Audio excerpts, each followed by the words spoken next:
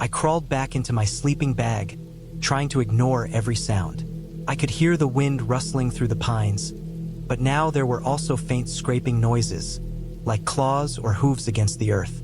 I kept my flashlight beside me, ready to grab it if something approached, but I didn't see anything. I lay awake for hours, too tense to sleep, listening to the forest breathe around me. At some point, exhaustion overtook fear, and I drifted off. I awoke before dawn, stiff and cold. The air was damp, and mist was rising from the creek nearby.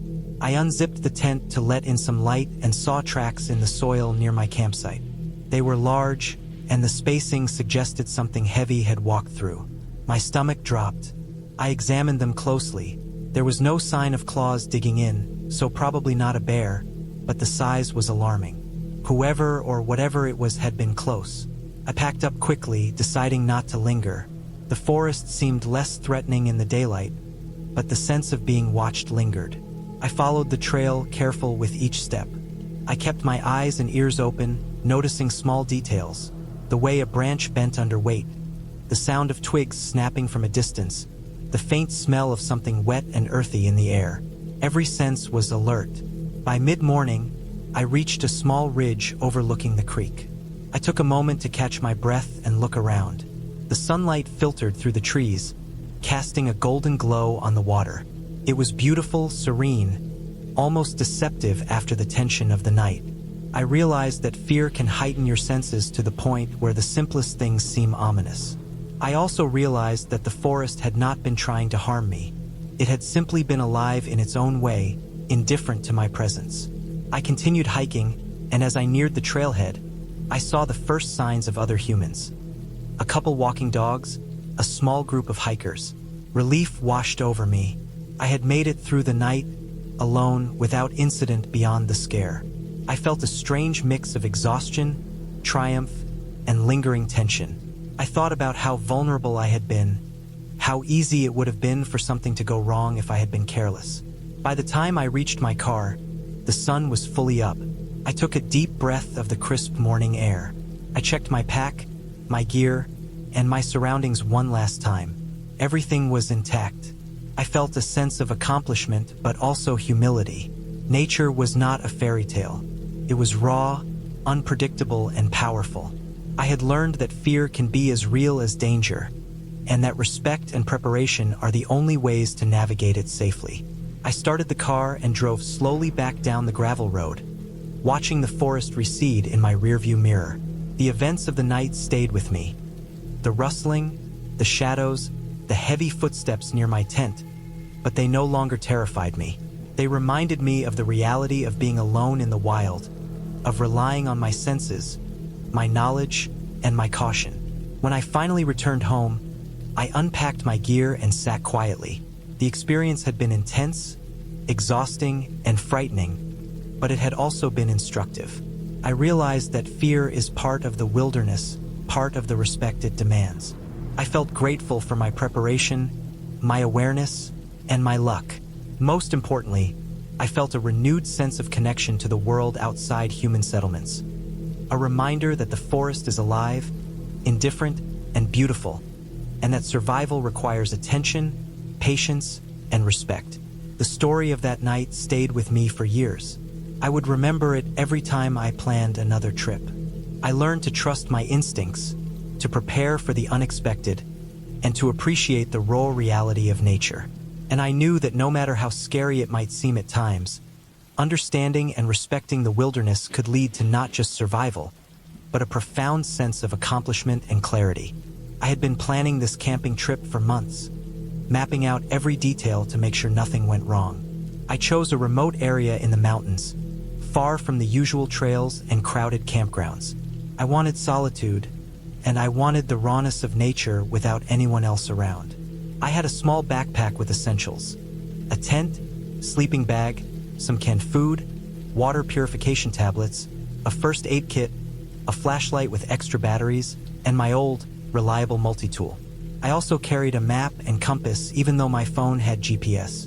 It felt safer to trust what I could hold in my hands. I started my hike early in the morning. The air was crisp, and the sky was a light gray, promising a clear day. The trail was narrow and rocky, lined with dense pine trees. There was a scent in the air, a mixture of damp soil and pine needles, and it made me feel both alert and calm. I passed a small creek, the water rushing over stones, and stopped for a moment to drink some. I used my purification tablets, even though the water looked clean. I had learned that looks could be deceiving in the wilderness. As I moved further up the trail, the sounds of civilization disappeared. No cars, no voices, just the rustle of leaves and the occasional call of a bird. I felt a strange mix of excitement and unease, the kind that comes from being completely alone in a place where you have no control. My legs ached from the climb, and I had to slow down as the incline steepened. Around midday, I found a small clearing near a cluster of rocks and decided it would be a good spot to set up camp. It was far enough from the trail to feel private, but close enough to water if I needed it. I pitched my tent carefully, making sure the stakes were secure. The ground was uneven, covered in a layer of pine needles, and I had to clear rocks and roots before laying down my sleeping pad. I stacked some larger rocks around the base of the tent to act as a windbreak. By the time I finished, the sun was high in the sky, casting long shadows through the trees. I ate a simple lunch, a granola bar and some dried fruit, and drank water slowly, savoring the quiet. After eating, I decided to explore the area around my campsite. I noticed that the terrain became steeper and more uneven the further I went. The trees were taller, and the forest floor was thick with dead leaves and underbrush. I followed a narrow game trail for a while, careful to note landmarks in case I needed to find my way back. I saw signs of wildlife, tracks in the soft soil, the remnants of old nests, and broken branches where deer or other animals had passed. It was beautiful, but also reminded me that I was not entirely alone. As the day passed, I returned to my campsite to prepare for the night. I gathered firewood from dead branches scattered across the forest floor, choosing pieces that were dry enough to burn. I built a small fire pit, encircled with stones, and arranged the wood carefully. Lighting a fire in the wilderness always feels like a small victory, a signal of safety in a place that can be indifferent or even dangerous. I managed to get the fire going after several attempts, and its warmth was immediate and comforting. Night fell quickly, the temperature dropped, and shadows deepened around the clearing. I ate a simple dinner, canned beans heated over the fire, and drank more water. I felt the first twinges of loneliness as darkness settled in, the kind of deep, primal loneliness that comes from being far from others, surrounded by a forest that doesn't care about your presence. I went over my supplies again, making sure everything was in my backpack in case I needed to move quickly. Around midnight, the wind picked up, whistling through the trees and making the branches sway. The sound was eerie but not unnatural.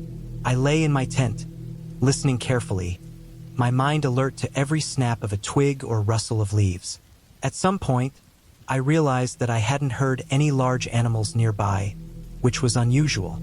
The forest seemed too quiet, and that made me uneasy.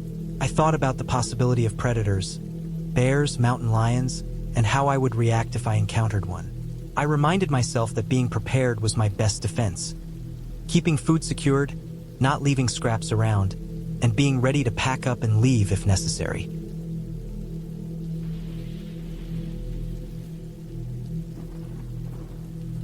Sleep came in fits and starts. Every time I dozed off, I woke to the sound of the wind or a distant branch breaking. At one point, I thought I heard something moving closer to the tent, a soft rustling, deliberate and cautious. My heart raced, but I forced myself to stay calm. I had brought a flashlight and kept it within reach. Slowly, I unzipped the tent just enough to peek out. The moonlight illuminated the clearing, and I could see nothing beyond the faint outlines of trees. I strained my ears, listening, and eventually the sound faded. I decided it was likely a small animal, maybe a raccoon or a deer, but I couldn't be certain. Morning brought relief.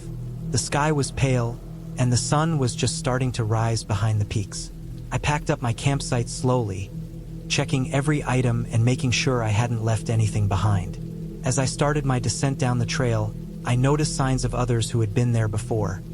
An old fire pit, footprints from weeks ago, but nothing recent. The trail was rougher on the way down, and I had to be careful with every step to avoid twisting an ankle on loose rocks or tree roots. Around midday, I came to a small clearing where a creek widened into a shallow pool. I stopped to rest and refill my water. As I bent down, I noticed the water was murky in places, and I felt a sudden awareness of how fragile my safety was. One wrong step, one misjudged movement could lead to injury far from help. I drank cautiously, purified more water than I needed, and made sure my backpack was secure. As I continued, the trail became less distinct. I realized that I had gone further than I intended the day before. The forest thickened, and the incline grew steeper again. I relied heavily on my map and compass, marking points in my memory to ensure I didn't get lost.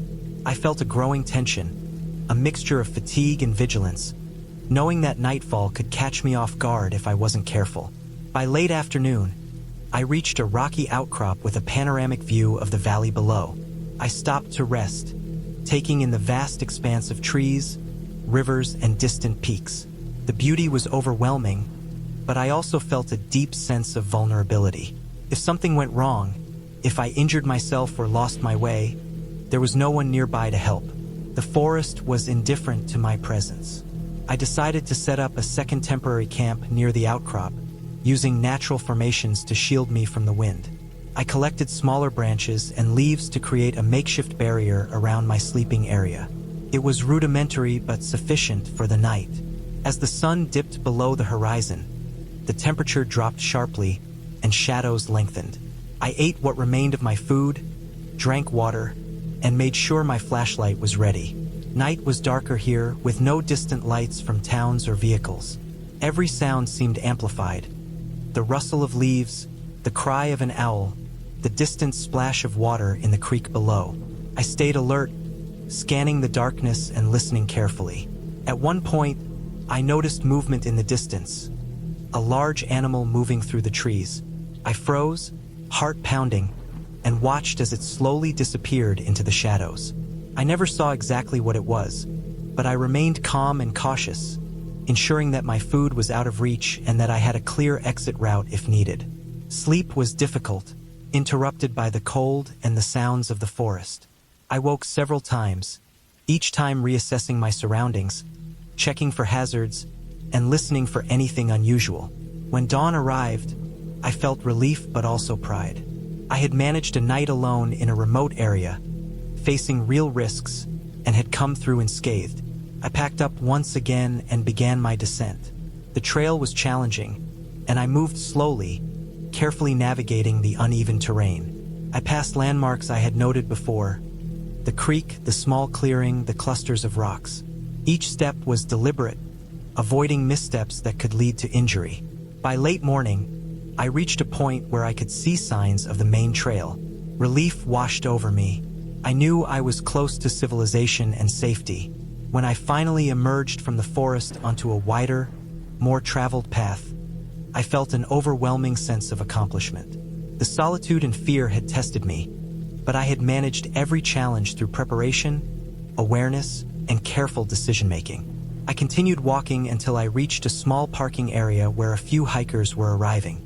I rested, drank water, and reflected on the experience. The forest had been both beautiful and intimidating, and I had come through with my wits and body intact. Looking back, I realized that the fear and tension were part of what made the experience unforgettable.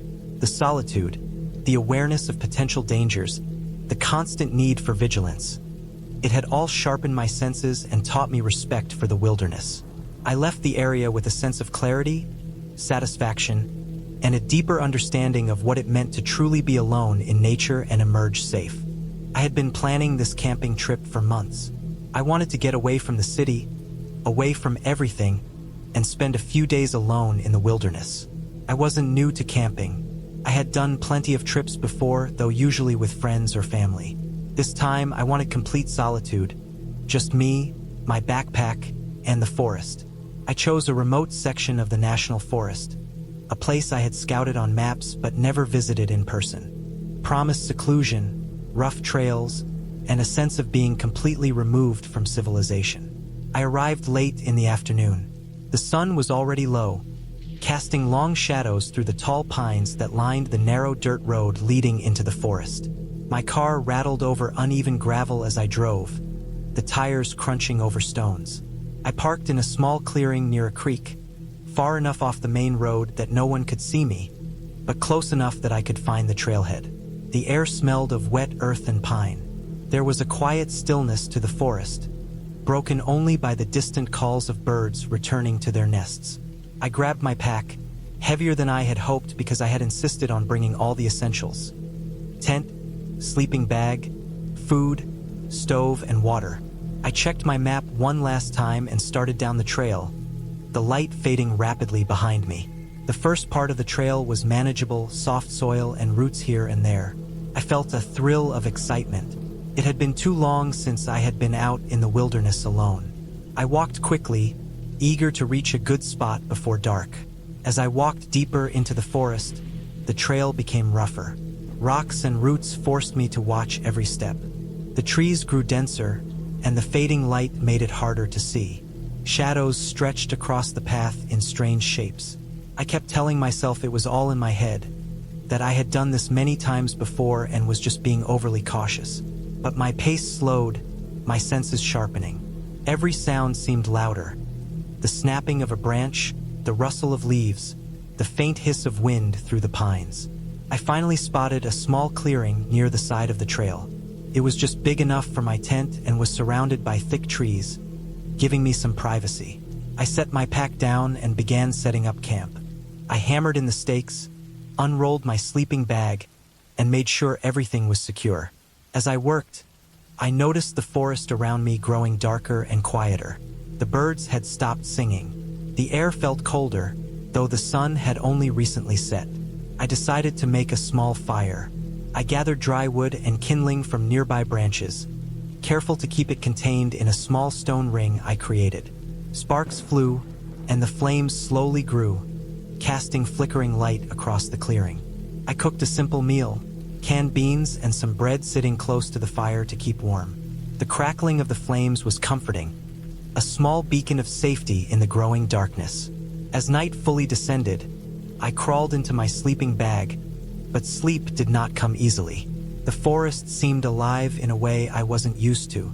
I could hear distant rustling, the movement of something large in the underbrush. Every so often, a sharp snap of a branch would make me sit up and look around. My flashlight cast long beams into the blackness, but it could only reach so far. Shadows moved at the edges of the light, and my imagination ran wild. I reminded myself over and over that I was alone but safe. The forest had predators, sure, but I knew how to protect myself. Around midnight, I was startled awake by a loud thud. It sounded like someone or something had stepped heavily nearby. My heart started pounding. I stayed perfectly still, straining my ears. There was another thud, followed by the faint sound of something dragging along the ground. I grabbed my flashlight and shone it into the darkness. I saw nothing. My mind raced. Could it be a deer? A bear? I knew bears were in this forest, but I had taken precautions. Stored my food in a bear canister and kept it away from the tent. I didn't want to get up, didn't want to confront whatever it was, but I knew I needed to make sure I was safe. I slowly unzipped the tent and peered outside. The fire had died down, leaving only glowing embers. The thudding sounds had stopped. The clearing was empty. I scanned the tree line, my flashlight trembling slightly in my hand. Nothing moved. I tried to calm my racing heart, telling myself it must have been some small animal. But the weight of the night pressed down on me. The forest felt different somehow, closer, heavier, almost suffocating.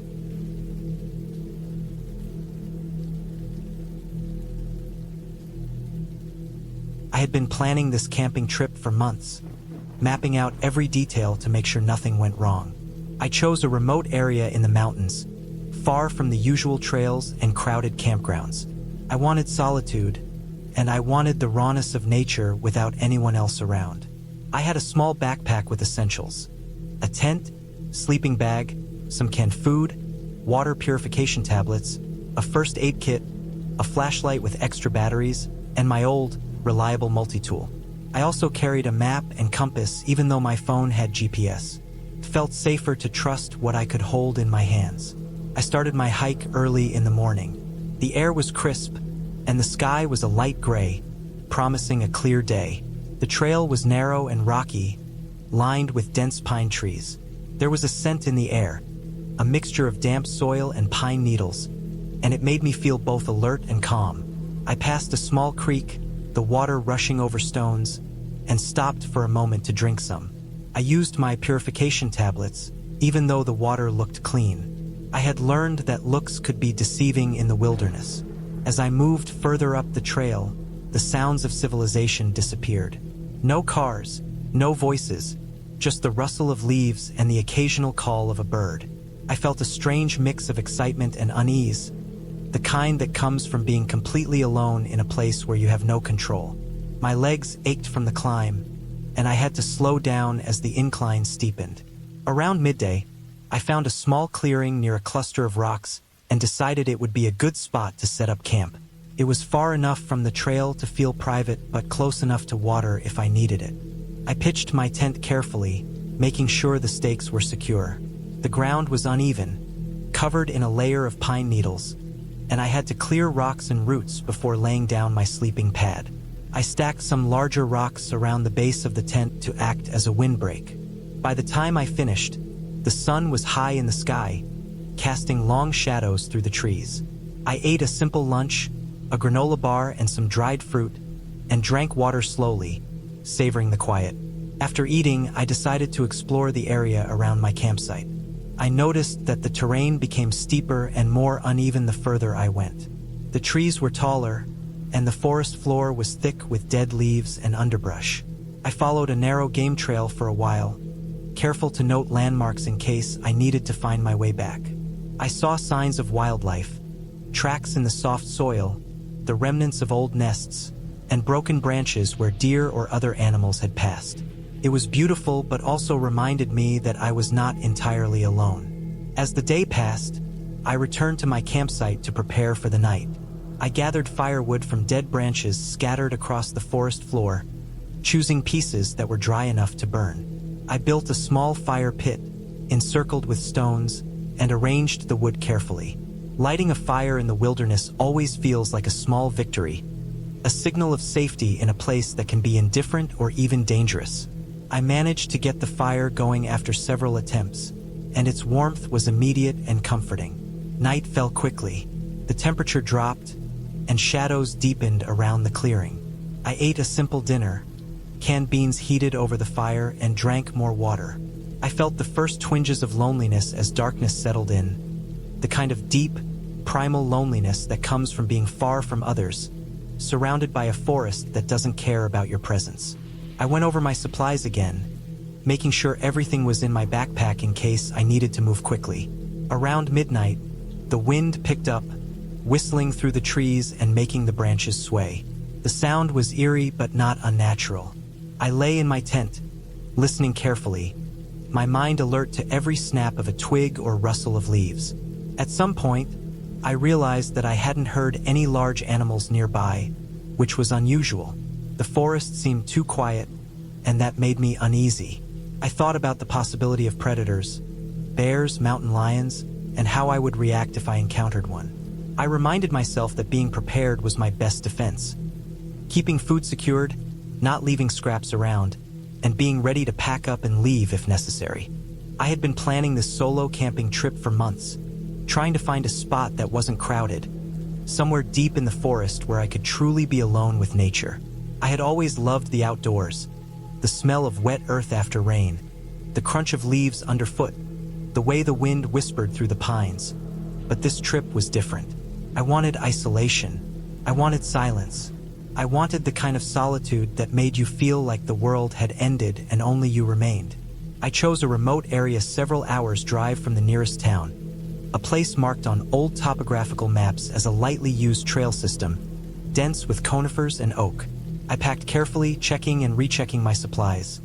A sturdy tent, a sleeping bag rated for low temperatures, a full backpacking stove with fuel, enough food for 3 days, a water filter, a first aid kit, a flashlight, extra batteries, and a large fixed-blade knife. I didn't want to rely on my phone. Reception in that region was spotty at best, and I liked the thought of being completely cut off. The drive-in was long and quiet. The road narrowed into gravel and eventually dirt, lined with thick undergrowth. I parked at the small, almost invisible trailhead and double-checked that everything was secure in the back of my car before setting off on foot. The trail was faint, barely distinguishable from the surrounding forest floor. Moss-covered rocks, fallen leaves hid roots that could trip you up, and every step made a soft crunch that seemed far too loud in the oppressive silence. I walked for hours, deeper into the forest, until I found a small clearing beside a slow-moving creek. It was perfect. The ground was flat, dry, and free of debris. Trees encircled the clearing like sentinels, their thick trunks providing both cover and a sense of security. I unpacked my gear and set up my tent, making sure the stakes were driven deep and that the rainfly was taut. I gathered kindling and some dry logs for a fire and built a small ring of stones to contain it. By the time I had everything in place, the sun was dipping below the treetops, casting long, dark shadows across the clearing. I started a fire and watched the flames dance, the warmth and light comforting against the encroaching chill. I cooked a simple meal of rice and canned beans, eating slowly while listening to the creek burble and the occasional call of a bird settling in for the night. As darkness fell, I lay in my sleeping bag just outside the tent, letting the firelight wash over me.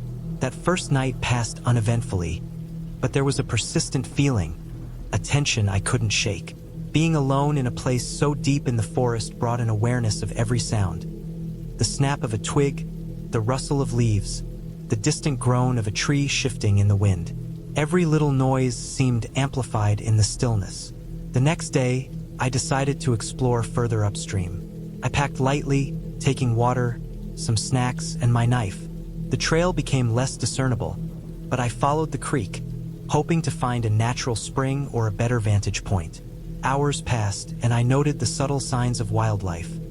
Broken branches where deer had passed, tracks in the mud from raccoons and squirrels, and the occasional feather fluttering in the wind. The air was crisp, scented with pine and damp earth, and sunlight filtered through the canopy in scattered beams. By mid-afternoon, I realized I had gone farther than I intended. The forest grew denser, the creek narrower and shallower, and the trail effectively vanished. I didn't panic immediately. I had my map and compass, and I knew the general direction of the clearing, but a creeping unease settled in. Every sound seemed sharper now.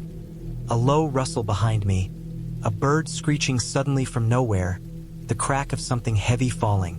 I reminded myself that wildlife is unpredictable, that bears, while rare, are possible, and that staying calm was crucial.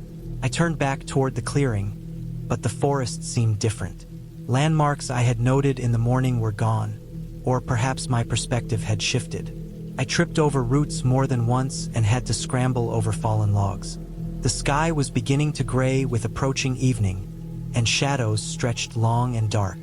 I quickened my pace, trying not to let panic creep in. That's when I heard the first distinct sound that made my heart spike. The snap of a branch breaking under deliberate weight. It was not my own footfall. I froze, straining to listen. There it was again, a slow, careful movement through the underbrush, just out of sight. My first thought was another hiker or hunter, but there was no trail nearby, and the forest was so remote I knew chances were slim. Still, I decided to stay calm, stay visible, and make noise as a precaution. I rattled a small canister I carried, letting the sound echo through the trees.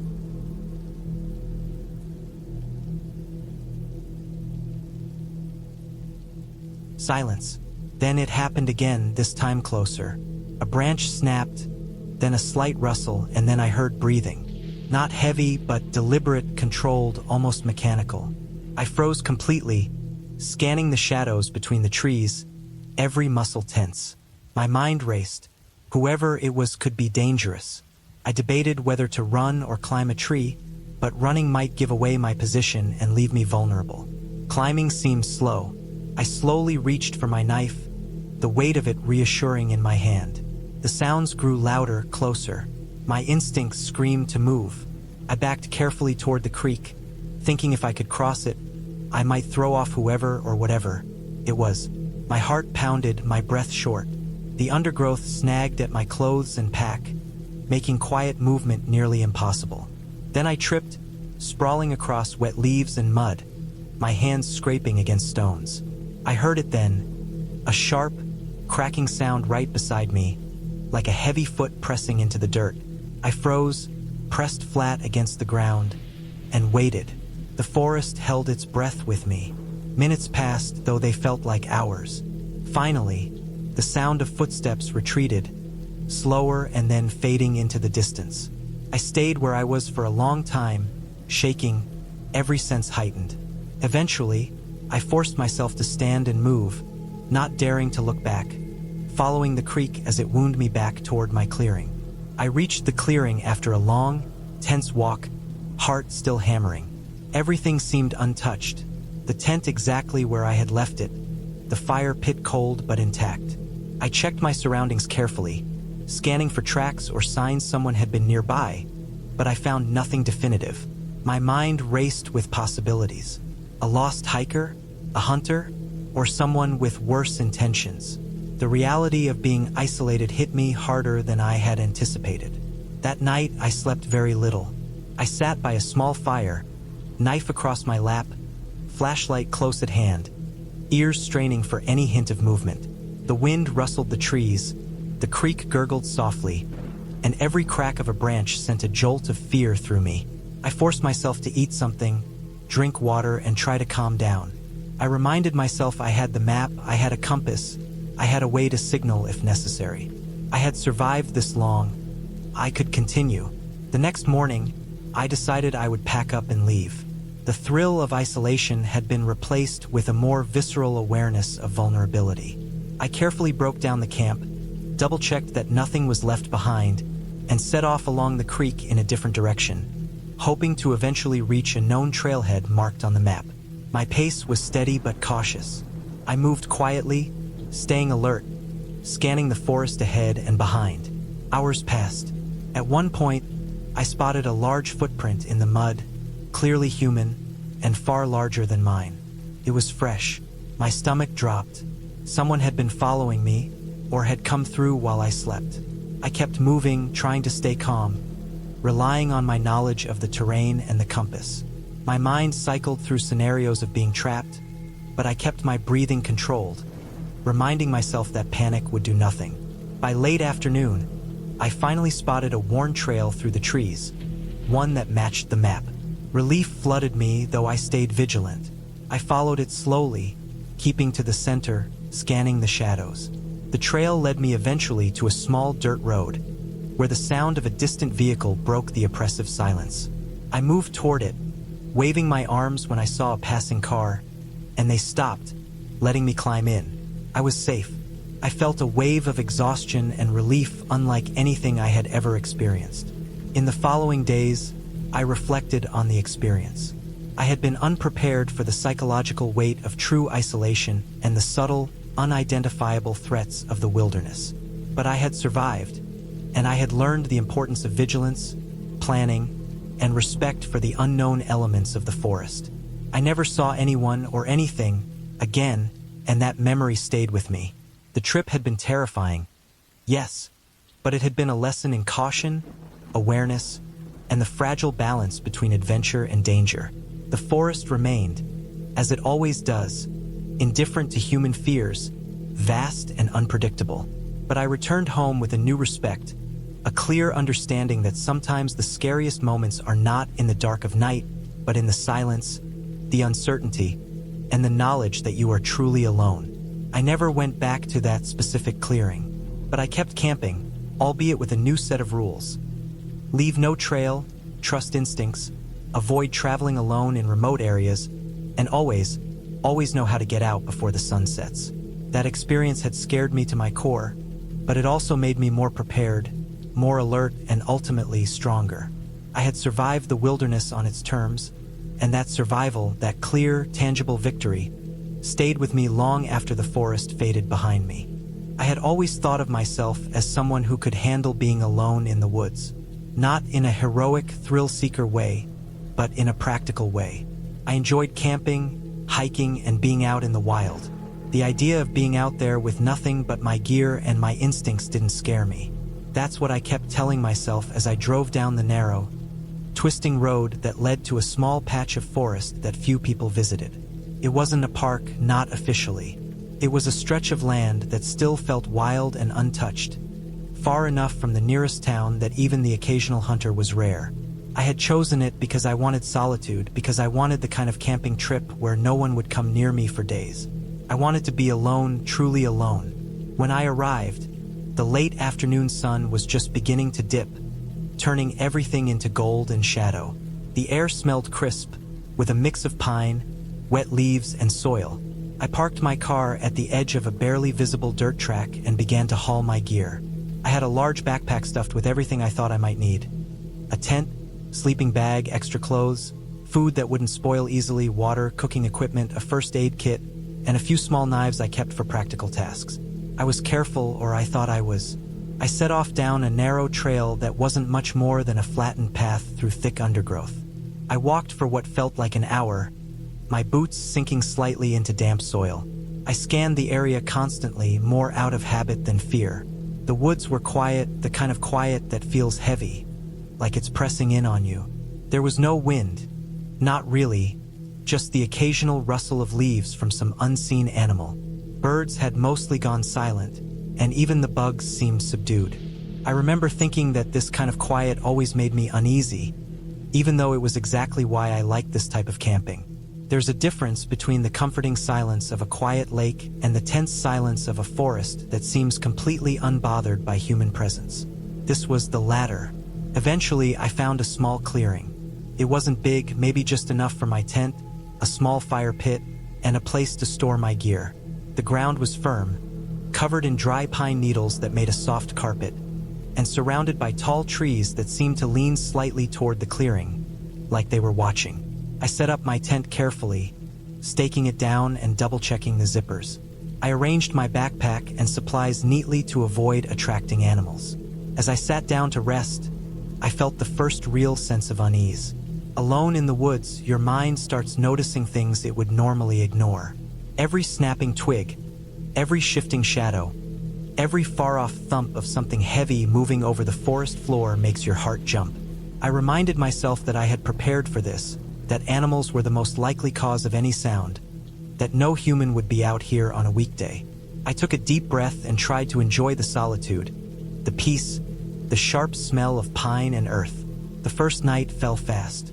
The sun disappeared completely, leaving a faint glow on the horizon before the darkness swallowed everything. I lit a small campfire and cooked a simple meal of canned beans and rice, and as I ate, I listened. That's when I first noticed something odd. It was a soft, distant sound, like someone dragging something across the forest floor. It wasn't loud, not immediately threatening, but it was deliberate. Stopped, started again, moved, paused. My stomach tightened. I tried to rationalize it.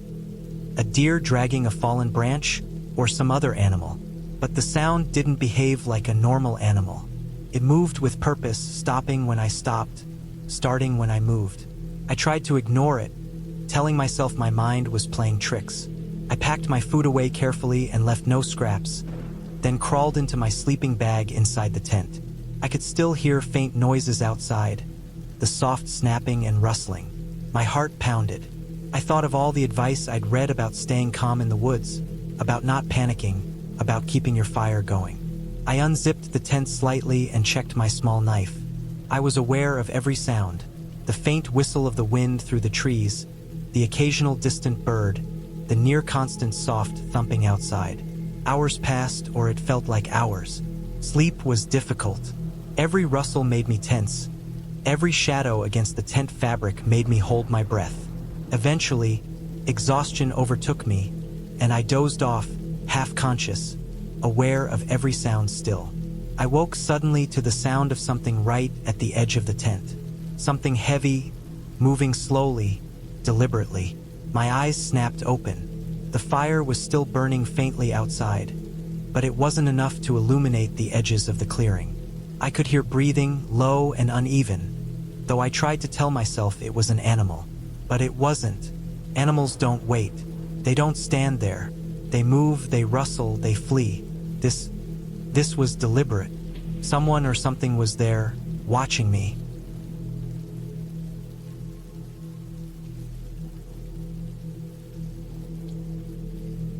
I stayed still, listening, heart hammering. My mind raced through possibilities. Was it a person? A hunter? A lost hiker? Someone with bad intentions? Couldn't tell. I thought of my options. Running seemed dangerous. I was surrounded by trees, darkness, uneven ground. Staying put and waiting could be safer, but if it was a human, they could try to get into my tent. I gripped my knife tightly and silently unzipped the tent just a fraction, enough to peek outside without fully exposing myself. The clearing was dimly lit by the fire, but I could just make out a figure at the edge of it. It was moving slowly, crouched slightly, like it was studying me, circling the fire pit. My pulse accelerated. I tried to stay calm, to think rationally. I could make a run for my car, but it was too far. I could try to signal, but I had no phone reception. I was completely isolated. My mind raced. I had always known camping alone had risks, but I hadn't anticipated something like this. I waited, barely breathing, until the figure seemed to retreat slightly, moving deeper into the shadows of the trees. I stayed still for what felt like eternity, listening until eventually the noises faded, replaced by the occasional normal sounds of the forest. When I finally moved, it was with extreme caution. I left the tent, keeping low and moving around the clearing, scanning every shadow. Nothing. I spent the rest of the night sitting by the fire, knife in hand, too tense to sleep. Dawn brought relief, but also a new fear. I had to get out. I couldn't stay another night, not knowing who or what had been out there. I packed quickly, moving as silently as possible, and left the clearing. I stayed alert the entire hike back to my car, watching for movement, listening for sounds that didn't belong. When I finally reached my car and locked the doors, I felt a mix of relief and disbelief. I sat there for a long time, heart still racing, staring at the forest, thinking about what could have been. I realized how unprepared I had been for a human threat, how I had always assumed the only dangers were natural ones. Animals, weather, accidents. But someone had been out there, close enough to study me, close enough to strike if they had wanted. That experience stayed with me for months. I couldn't shake the images of the dark figure circling the fire, the slow, deliberate movements, the quiet tension that had filled the night. But it also taught me something important. Preparation isn't just about gear. It's about awareness, planning escape routes, understanding human threats. I returned to camping later, but never alone. I learned to trust my instincts, to stay alert, and to respect the forest not just for its beauty, but for the unpredictable dangers that could be hiding within it. I also started carrying extra precautions. A small emergency beacon, a loud whistle, pepper spray, and making sure someone always knew exactly where I was. The forest is beautiful, and solitude can be comforting, but that night reminded me that wilderness has layers of risk, and sometimes the scariest parts aren't natural at all. I survived because I stayed calm, because I stayed alert, and because I respected the unknown. I can't say what would have happened if I had panicked, if I had made noise, if I had run. But I know that I never underestimated the quiet, the shadows, or the people who might be watching from them again. I had always been drawn to the quiet of the mountains, the kind of quiet that presses against your ears and your skin in a way that makes the world outside feel impossibly distant. I wanted isolation, and I wanted to test myself against the rawness of the wilderness. I planned a solo camping trip to a stretch of forested mountain land I had never been to before. I had mapped out my route, packed my gear meticulously, and double-checked every piece of equipment. I wanted to feel entirely self-reliant, to survive on my own, and to be alone with nothing but the sounds of the forest. The first day went smoothly. I carried my backpack, heavy with food, water, and camping supplies, over uneven trails and through dense groves of trees. The air was crisp, and the scent of damp earth and pine filled my lungs. Birds called to each other across the canopy, and small animals rustled through the underbrush. By midday, I had reached a small clearing beside a creek.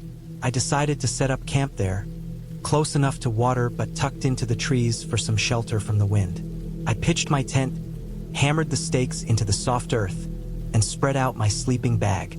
I built a small fire pit with stones, carefully arranging kindling and larger logs to get a proper fire going. As the sun dipped behind the mountains, the forest changed.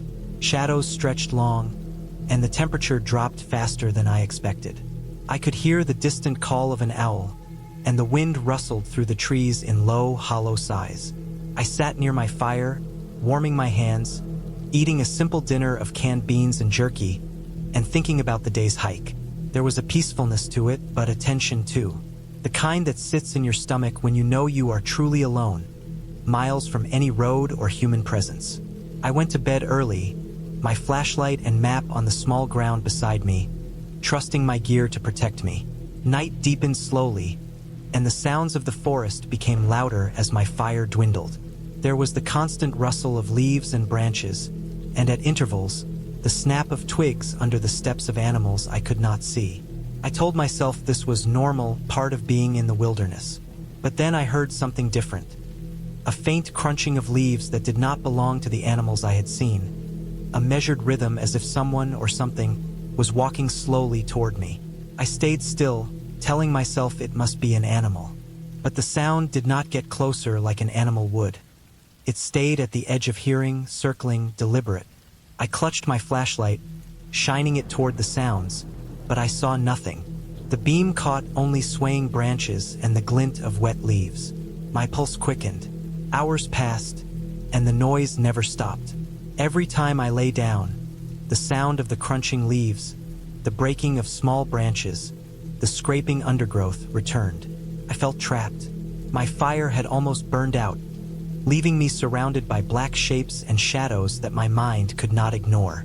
I realized I had no real way to defend myself, except the small knife I kept in my belt, which would do little against anything larger than a raccoon. I kept the flashlight on, scanning the treeline, but the forest swallowed everything into darkness.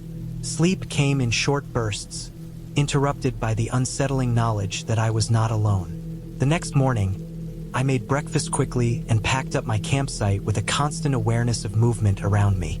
The forest seemed denser now, every tree a potential hiding spot. I took a different trail, one that climbed steeply up the mountain. The further I went, the more isolated I felt. Birds were silent, and the wind had stilled. The forest was unnervingly quiet, each step sounding too loud in the air.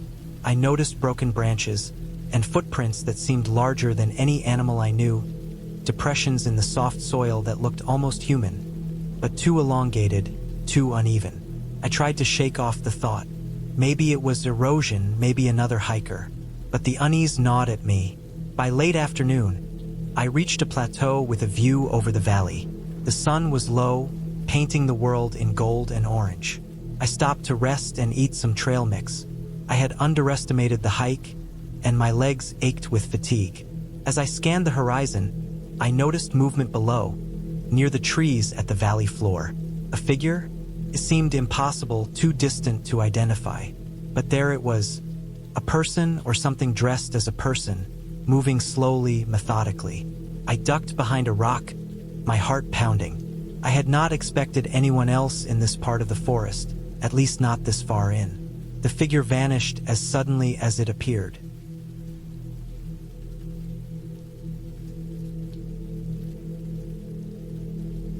Once the sky brightened enough to see the outlines of trees, I unzipped the tent slowly and looked outside. There were footprints around the tent, large, heavy, and uneven. They were not animal prints, they were human. My stomach dropped. Someone had been outside my tent in the middle of the night, watching, possibly waiting. I scanned the area.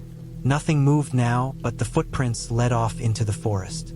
I realized the previous night's sounds weren't animal. They were human. Someone had been walking carefully, avoiding snapping branches but close enough to leave marks. Panic set in. I had no phone reception, no one around, no escape immediately. I thought about my options. Going back to the trail immediately could be dangerous if the person was still nearby. I decided to prepare for a quick departure, keeping everything packed and ready. I didn't leave anything that could slow me down. I packed up, keeping a knife in my hand and bear spray at my side. Every noise made me flinch. The forest felt hostile, unfamiliar. I started walking along the trail I had come from, trying to remain calm and controlled. I kept an eye on the trees, listening for any sign of movement. The trail was rough with steep sections and loose rocks. My pack was heavy, but I forced myself to maintain a steady pace. Every time I heard a branch snap, my heart jumped. I reminded myself to stay rational. If someone was in the area, they were probably gone now. The tracks could have been old, but I didn't take chances. Hours passed as I made my way back. I stopped occasionally to rest and drink water, constantly scanning my surroundings. I realized how easy it would have been for someone with ill intent to trap me there. The thought made me even more careful. I stayed in the center of the trail whenever possible, avoiding dense brush where someone could hide. By midday, I reached a point where the trail met a larger Forest Service road. Relief washed over me. I stayed alert but picked up my pace, knowing I was close to safety. Eventually, I saw my car parked exactly where I left it. It was intact, undisturbed. I approached carefully, checking the area around me. Satisfied it was clear, I unlocked the car and got inside. I locked the doors immediately, took a deep breath, and sat for a moment. The sense of isolation, fear, and vigilance that had gripped me over the past night and morning began to ease. I drove slowly out of the forest, constantly checking mirrors and surroundings. The highway and town appeared in the distance, familiar and comforting. By the time I reached the first gas station, I felt almost normal again. I refilled water, used the restroom, and sat in my car, letting the adrenaline fade. I called a friend to tell them I was safe, though I couldn't explain exactly what happened without sounding paranoid. Later, reflecting on the experience, I realized how unprepared I had been for human presence. I had prepared for animals, weather, and injury, but not for someone else's intent. The forest was still beautiful, still peaceful in many ways, but it had a lesson. Isolation is a vulnerability, and wilderness safety is about more than just equipment. It's about awareness, planning, and respect for the unknowns. I never went back to that part of the forest. I still camp in remote areas, but I am far more careful now. I carry extra signaling devices. I never camp alone near obscure trails, and I always let someone know exactly where I will be. The experience taught me that fear is not just in the dark or the unknown, but in the reality that other humans, with their own intentions, are part of the wilderness too. The clarity of that lesson stayed with me. Every time I set up camp, I checked the surroundings multiple times, walked the perimeter, and consider escape routes. I still love the quiet and the peace of the forest, but I never forget the night when I realized that being alone out there can be far more dangerous than I ever imagined. The fear is real, and the forest does not forgive mistakes. That night changed how I approach every trip, every hike, every camping expedition. I learned to respect the wilderness fully, not just its animals, the weather, or the terrain, but also the unpredictability of human presence. That awareness is what keeps me alive, and it is what allowed me to leave that forest safely, with everything intact. I had been planning this camping trip for months. My goal was simple: escape the constant noise of the city and spend a few days alone in the wilderness. I packed carefully, making sure I had enough food, water, and gear to last at least 3 days. I carried a sturdy backpack, a sleeping bag, a small tent, a first aid kit, a portable stove, and enough canned food to avoid worrying about going hungry. I also had a map of the area, a compass, and my phone with a portable charger, although I knew deep in the forest I probably wouldn't get any signal. I had done some research and picked a trail in a national park known for its rugged terrain and natural beauty. I wanted solitude, and I wanted the challenge of navigating the wilderness by myself. I arrived at the trailhead in the late morning. The air was crisp and smelled of pine and damp earth. I parked my car in the small lot, checked my backpack one more time, and started the hike. The trail was well marked at first, winding through thick trees, with sunlight streaming through the canopy. Birds chirped, and a small creek ran alongside the path. The first hour went smoothly, and I felt my stress melt away with every step. The forest was quiet but alive, the kind of quiet that makes you aware of every little sound, the rustle of leaves, the snap of twigs underfoot, and the occasional call of a distant bird. After 2 hours, the trail began to climb steeply. My legs ached, and I had to stop several times to catch my breath. I drank water from my bottle and rested on large rocks, enjoying the view from higher up. The trees thinned slightly, giving glimpses of distant mountains and valleys covered in thick forest. I felt a sense of accomplishment. I was deep in nature, away from people, and that solitude felt good. It was peaceful, but there was a subtle tension in the air, a feeling that being alone out here required constant awareness. By the time I reached a suitable clearing in the late afternoon, I decided it was time to set up camp. I chose a flat area slightly elevated from the trail, with a small patch of grass and soft soil. I cleared away twigs and rocks, then pitched my tent carefully. Once the tent was secure, I unpacked my sleeping bag and organized my supplies. I made sure everything was within reach. I set up my small stove and started heating water for a simple meal of canned beans and rice. Eating while sitting on a rock, I felt a deep sense of satisfaction. I had worked hard to get here, and the forest stretched endlessly around me, silent except for the occasional gust of wind through the trees. The first night was quiet, almost too quiet. The sun set, leaving the forest in a dim, shadowy half-light. The temperature dropped quickly, and I zipped myself into my sleeping bag, feeling the chill creep through the air. I tried to read a book by the light of my headlamp, but the forest outside my tent felt different at night. Every sound was amplified: the distant crash of water in the creek, the rustle of leaves as animals moved, and sometimes the sharp snap of a branch breaking under unknown weight. I reminded myself that wildlife was normal and that I was prepared. Still, I felt a tension that made me sit upright several times, scanning the darkness outside my tent. Around midnight, a strange noise woke me. It was soft at first, almost a whisper, then grew louder. I couldn't identify it immediately.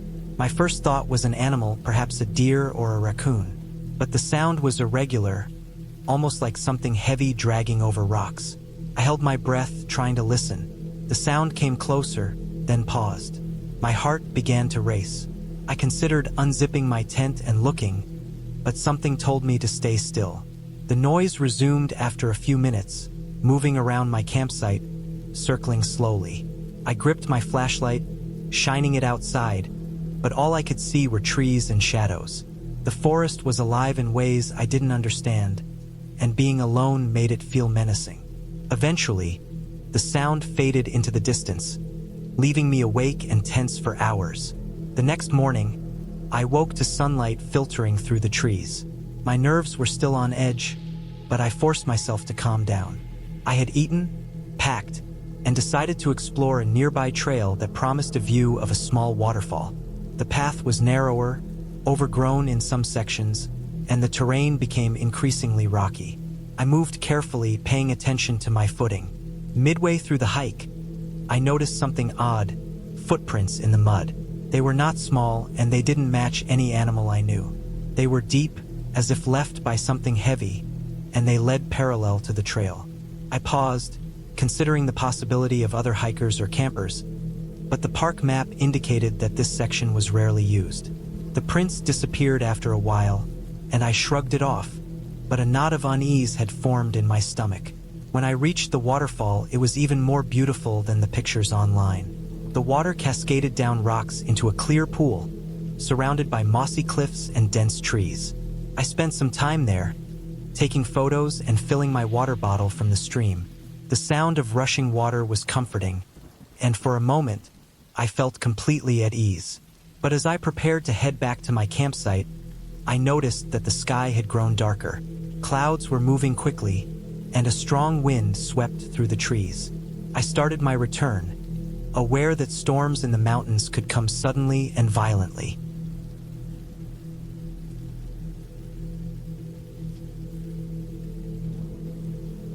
I tried to remain calm. I had brought a compass and a map. I could find my way back. but every attempt to orient myself seemed to fail. I kept circling, each path looking the same. Shadows lengthened, and the air grew colder. I pulled on my jacket, trying to keep my hands from shaking. I thought about starting a fire to signal anyone in the area, but I didn't have a clear spot, and the fear of attracting an unknown person made me hesitate. Night fell, and with it came full panic. I had no idea which direction led to my tent, and the footprints seemed to multiply. I heard noises that I could not explain. Snapping twigs, rustling leaves, something moving in the distance. I reminded myself that animals were responsible, likely deer or raccoons, but my mind refused to accept it. Every shadow looked like a figure, every sound like footsteps approaching. I stumbled over roots, fell into mud, my hands scraped and bleeding. My backpack felt impossibly heavy, but I forced myself onward.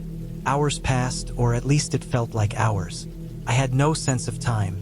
I climbed a small ridge, hoping to get a view, any landmark that could help me orient myself.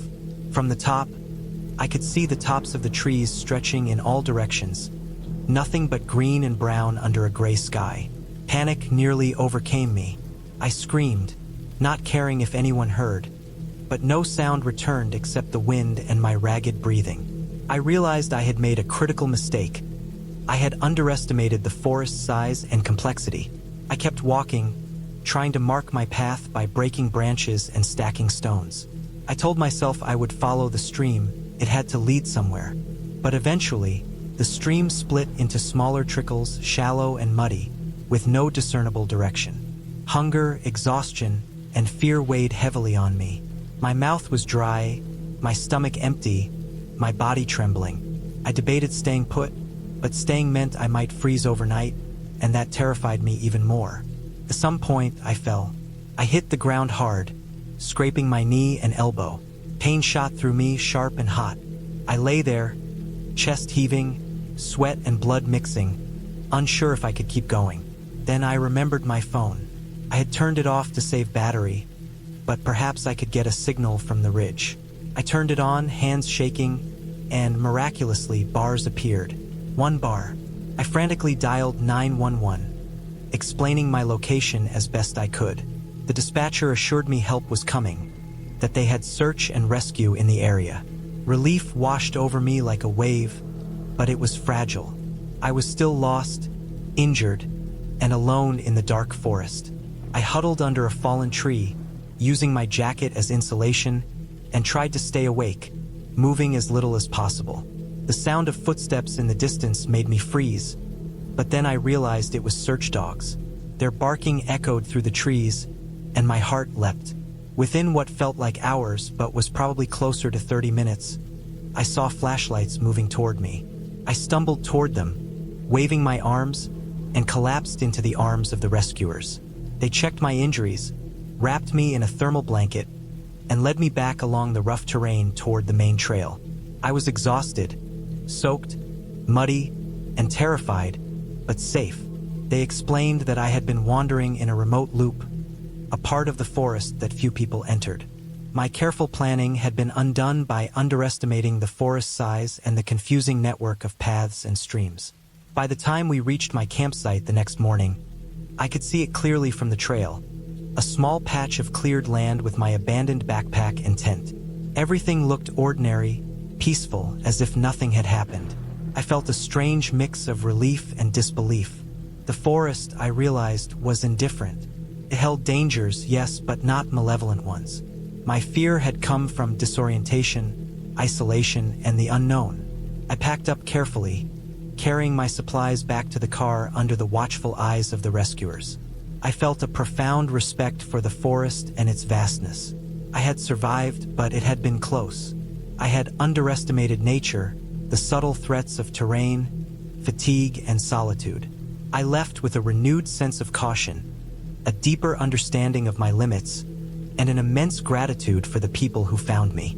Even weeks later, I replay the experience in my mind. The oppressive quiet of the forest at night, the shadows stretching like fingers, the tracks in the mud, the cold air that seemed to cling to me. But I also remember the relief, the warmth of the rescuers' blankets, the taste of food after a long day of fear, the the sunlight breaking through the canopy when I finally saw the clearing.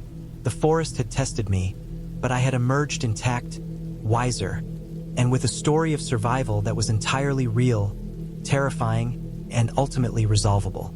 I had been planning the trip for weeks, carefully selecting a remote spot in the northern forest, far away from any signs of human presence. I wanted to be alone, to push myself, and to feel the rawness of nature. I had my backpack, tent, sleeping bag, food, water, and a basic first aid kit. I had a map of the area, and I had marked the trail to a small lake I had read about online. The directions were vague, and that was part of the appeal.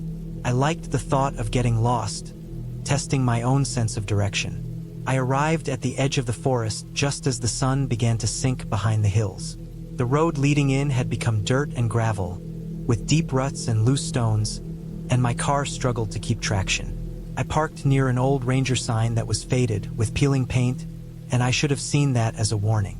But excitement overrode caution. I hoisted my backpack and started on the trail. The path was narrow, covered with pine needles and small branches, and I could hear the rustle of small animals in the undergrowth. The air was thick with the smell of wet earth and fallen leaves. My legs were sore from the climb, and my lungs burned, but I didn't stop. I wanted to reach the lake before dark. As the sun disappeared, the forest changed. Shadows stretched long and twisted across the ground. My flashlight cut through the darkness, but only just enough to show the trail ahead. I started noticing how quiet it had become. Birds had gone to roost, and even the insects seemed to have vanished. The wind was low, just enough to push the smell of damp soil and decaying leaves into my nose. I tried to focus on my steps, but every crack of a branch, every brush of leaves, made me jump. Finally, I reached a small clearing near the lake. I could see the water faintly in the dim light, smooth and dark like glass. I set up my tent quickly, eager to get it done before night fully took over. My hands were shaking from the climb, from the cold, from anticipation. I built a small fire near the edge of the clearing, far enough to be safe from the tent, and sat back to warm myself. I had a few cans of beans and a small packet of instant oatmeal. I ate quietly, the only sounds being the crackle of the fire and the distant splash of water against the lake's edge. Night fell fully, and with it came a different kind of fear. It wasn't supernatural, but it was real. The forest became alive in ways I wasn't prepared for. Every sound was amplified. The snap of a branch, the rustle of leaves, the occasional call of a distant animal. My firelight created small islands of visibility, but beyond that, the forest was an endless black. I could feel eyes on me, even though I knew it was impossible. Around midnight, I heard the first sound that made my stomach tighten. It was a deep growl, low and deliberate, coming from the tree-line across the lake. My heart froze. I didn't move.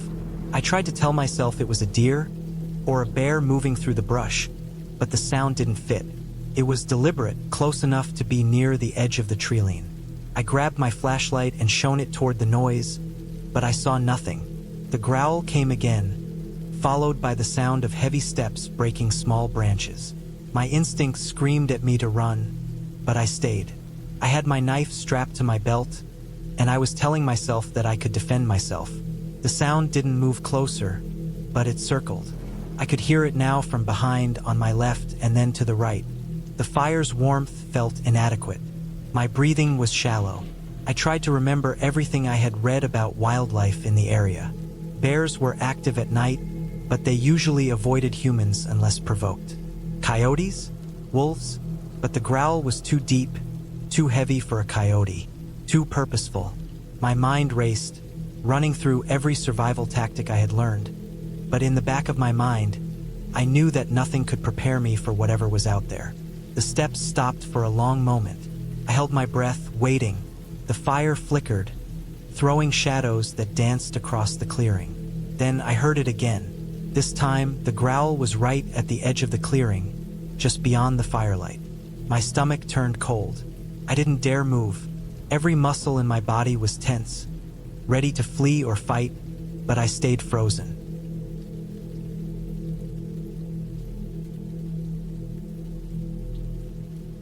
By the time I got back to my campsite, the first drops of rain were falling. I hurried to reinforce the tent, securing the rainfly and double-checking stakes. Soon, the rain became heavy, drumming against the tent roof and soaking the forest floor. I stayed inside, listening to the storm, aware of the potential for flooding in low areas. The creek near my campsite swelled, and I realized I had pitched the tent too close to it. Panic crept in as I imagined the water rising overnight. I decided to pack essential items, food, water, and my sleeping bag, and move to higher ground. Wading through muddy terrain, I found a small ridge about 50 meters away, clear of low areas. I pitched the tent again, damp but secure, and settled in for the night, soaked and exhausted. During the storm, the sounds outside were intense. Trees swayed violently, some groaning under the wind. Branches broke and fell around the campsite. Rainwater poured down slopes, carving small streams through the soil. I lay in my sleeping bag, feeling powerless and exposed. The tent shivered with each gust of wind. I reminded myself that the tent was sturdy and that I had reinforced it. Still, the forest seemed alive and unpredictable, and I couldn't shake the feeling that anything could happen out here. Around midnight, another sound broke through the storm, the unmistakable snapping of a branch much closer than before. My heart leapt into my throat. The rain made it hard to hear, but I could tell that something was moving near my tent. I gripped my flashlight and listened carefully. There was a pause, then the sound resumed, heavier this time, dragging along the wet ground. Fear gripped me fully. This wasn't just an animal. The sound was deliberate, methodical, and close enough that I could hear the wet squelch of mud under whatever was moving. I remembered the footprints I had seen earlier and realized that someone, or something, was near my campsite. I shone the flashlight outside, but the rain created a wall of water and shadows. I stayed still, trying to make myself as small and quiet as possible. Hours passed.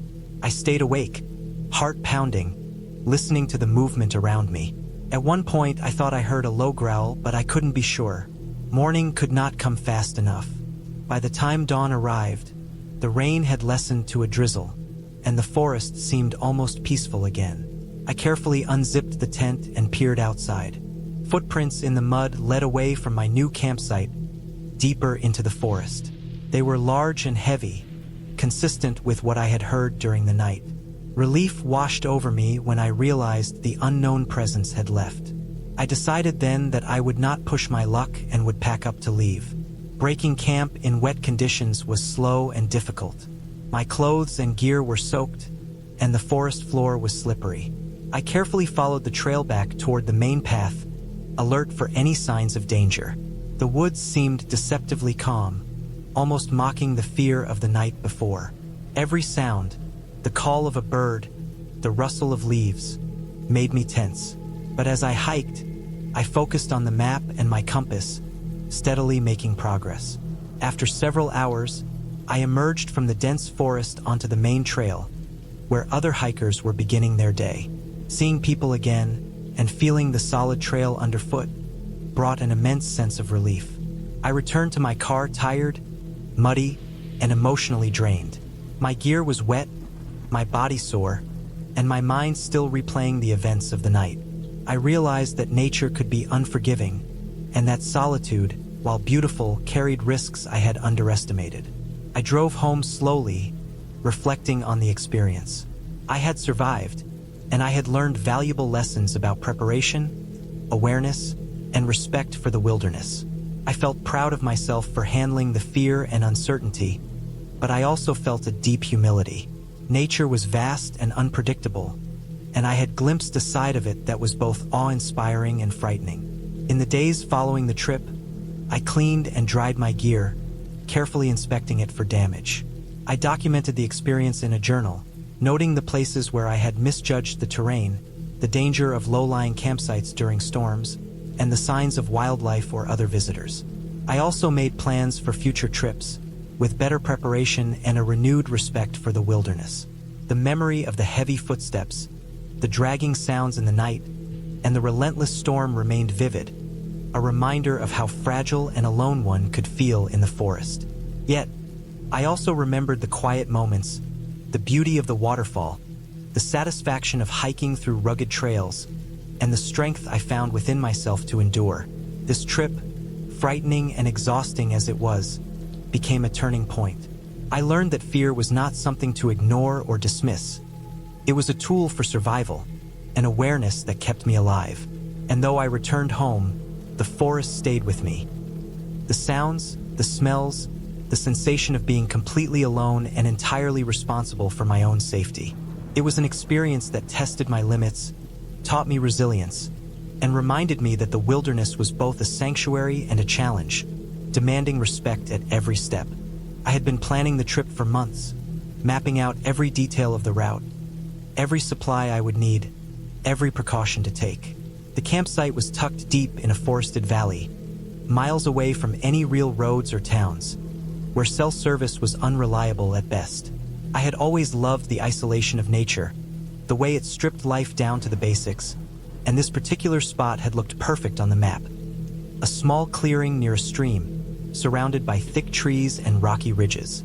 It was remote, untouched, and I thought it would be the ideal place to disconnect and spend a few days alone.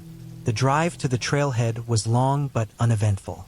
I remember feeling a buzz of anticipation as I parked my car in the small, gravel lot that served as the starting point. The morning was crisp and clear, the sky a bright, piercing blue. I checked my backpack one last time. Tent, sleeping bag, stove, food, water, first aid kit, compass, map, flashlight, extra batteries. Everything was organized meticulously. I strapped it on, hoisted my smaller day pack, and started down the trail. The first few miles were easy. The path was wide enough to walk without difficulty, lined with pine trees that smelled sharply of sap and earth. Birds chirped overhead, and the sunlight filtered through the canopy, creating shifting patterns of light and shadow on the forest floor. I felt a sense of calm, a quiet satisfaction that came from being alone in the woods. I passed a small creek, the water clear and cold, and refilled my water bottle. It was peaceful, almost perfect. As the afternoon wore on, the trail grew rougher. Rocks jutted out from the earth, roots twisted across the path, and the incline became steeper. My legs ached. My backpack pressed heavily against my shoulders, but I welcomed the exertion. I knew the clearing I had picked as my campsite was still a few miles ahead, and I wanted to reach it before nightfall. By the time I arrived, the sun was low in the sky, casting long golden beams through the trees. The clearing was exactly as it appeared on the map, a flat stretch of land near a narrow stream, encircled by dense forest. I set down my backpack and began assembling my tent. The process was methodical. Lay out the tent, stake the corners, secure the rainfly, arrange the sleeping bag and mat inside. I collected firewood, arranging pieces of dry kindling into neat piles for the evening. Everything felt manageable, familiar. I was alone but not afraid yet. The first night was quiet. I ate a simple meal of canned beans and crackers, washed down with water from my bottle. As darkness fell, I built a small fire in the clearing, flames crackling, casting flickering shadows on the trees. I sat near it, warming my hands, listening to the night. There were sounds all around. The rustle of leaves, the call of an owl, the distant snap of a twig somewhere in the forest. I reassured myself that all of these sounds were normal, natural. Animals, the wind, the forest coming alive in the dark. I went to bed early, the fire dying down to embers, confident in the safety of my spot. But the next morning, unease began to creep in. I had slept lightly, constantly aware of the sounds around me, the shift of shadows through the tent fabric. When I stepped outside, the air felt colder than the previous evening, the forest quieter. Too quiet. I brushed it off, telling myself it was normal, the calm before the day fully awakened. I drank some water, ate breakfast, and decided to hike a short distance along the stream to explore before settling in for the day. The hike started normally. The stream curved through the forest, the water sparkling in the early light, the ground soft and damp underfoot. I found small animal tracks in the mud, likely deer, maybe raccoon. I stayed alert but relaxed, enjoying the solitude and the crisp air. That was when I noticed something strange. A set of human footprints, fresh, pressed into the soft mud. They were large, booted, moving parallel to the stream but heading in the opposite direction I had come. My stomach tightened. This area was supposed to be remote. I hadn't seen another person in hours. I followed the tracks cautiously, curious but wary. They were inconsistent, sometimes deep, sometimes barely there, as if whoever had made them had stopped or shifted pace. My mind started racing with possibilities. Another hiker, someone camping nearby, maybe lost. I kept walking, telling myself I would pass them eventually. But then I realized something alarming. The footprints appeared to circle around, looping back in my direction. I turned to head back to my campsite and immediately regretted it. The forest had changed subtly. The trees looked denser, the path less clear. The sunlight was fading behind clouds that hadn't been there before. Panic started to rise, a cold, tight feeling in my chest. I walked faster, scanning for landmarks, trying to recognize the path. It was harder than I expected. The forest all looked the same. Dark trunks, scattered underbrush, patches of moss. My heart pounded as I realized I might be disoriented. I retraced my steps along the stream, but soon I could no longer find my campsite. Every turn led to more trees, more mud, more uncertainty. The footprints were still there, faint but discernible, following me. My mind raced with scenarios. Was someone watching me?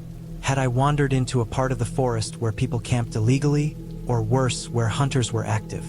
I remembered reading about bear attacks and dangerous wildlife, but I knew that the odds were slim. Still, the presence of the footprints unnerved me. Someone had been here, someone with boots, and maybe they were still nearby.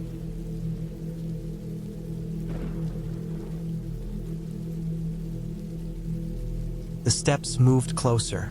Then I heard a faint sound, something metallic clinking. My stomach sank. My heart was pounding so hard I thought it would burst. I remembered the stories I had read of hikers being attacked, or people trying to steal from campers.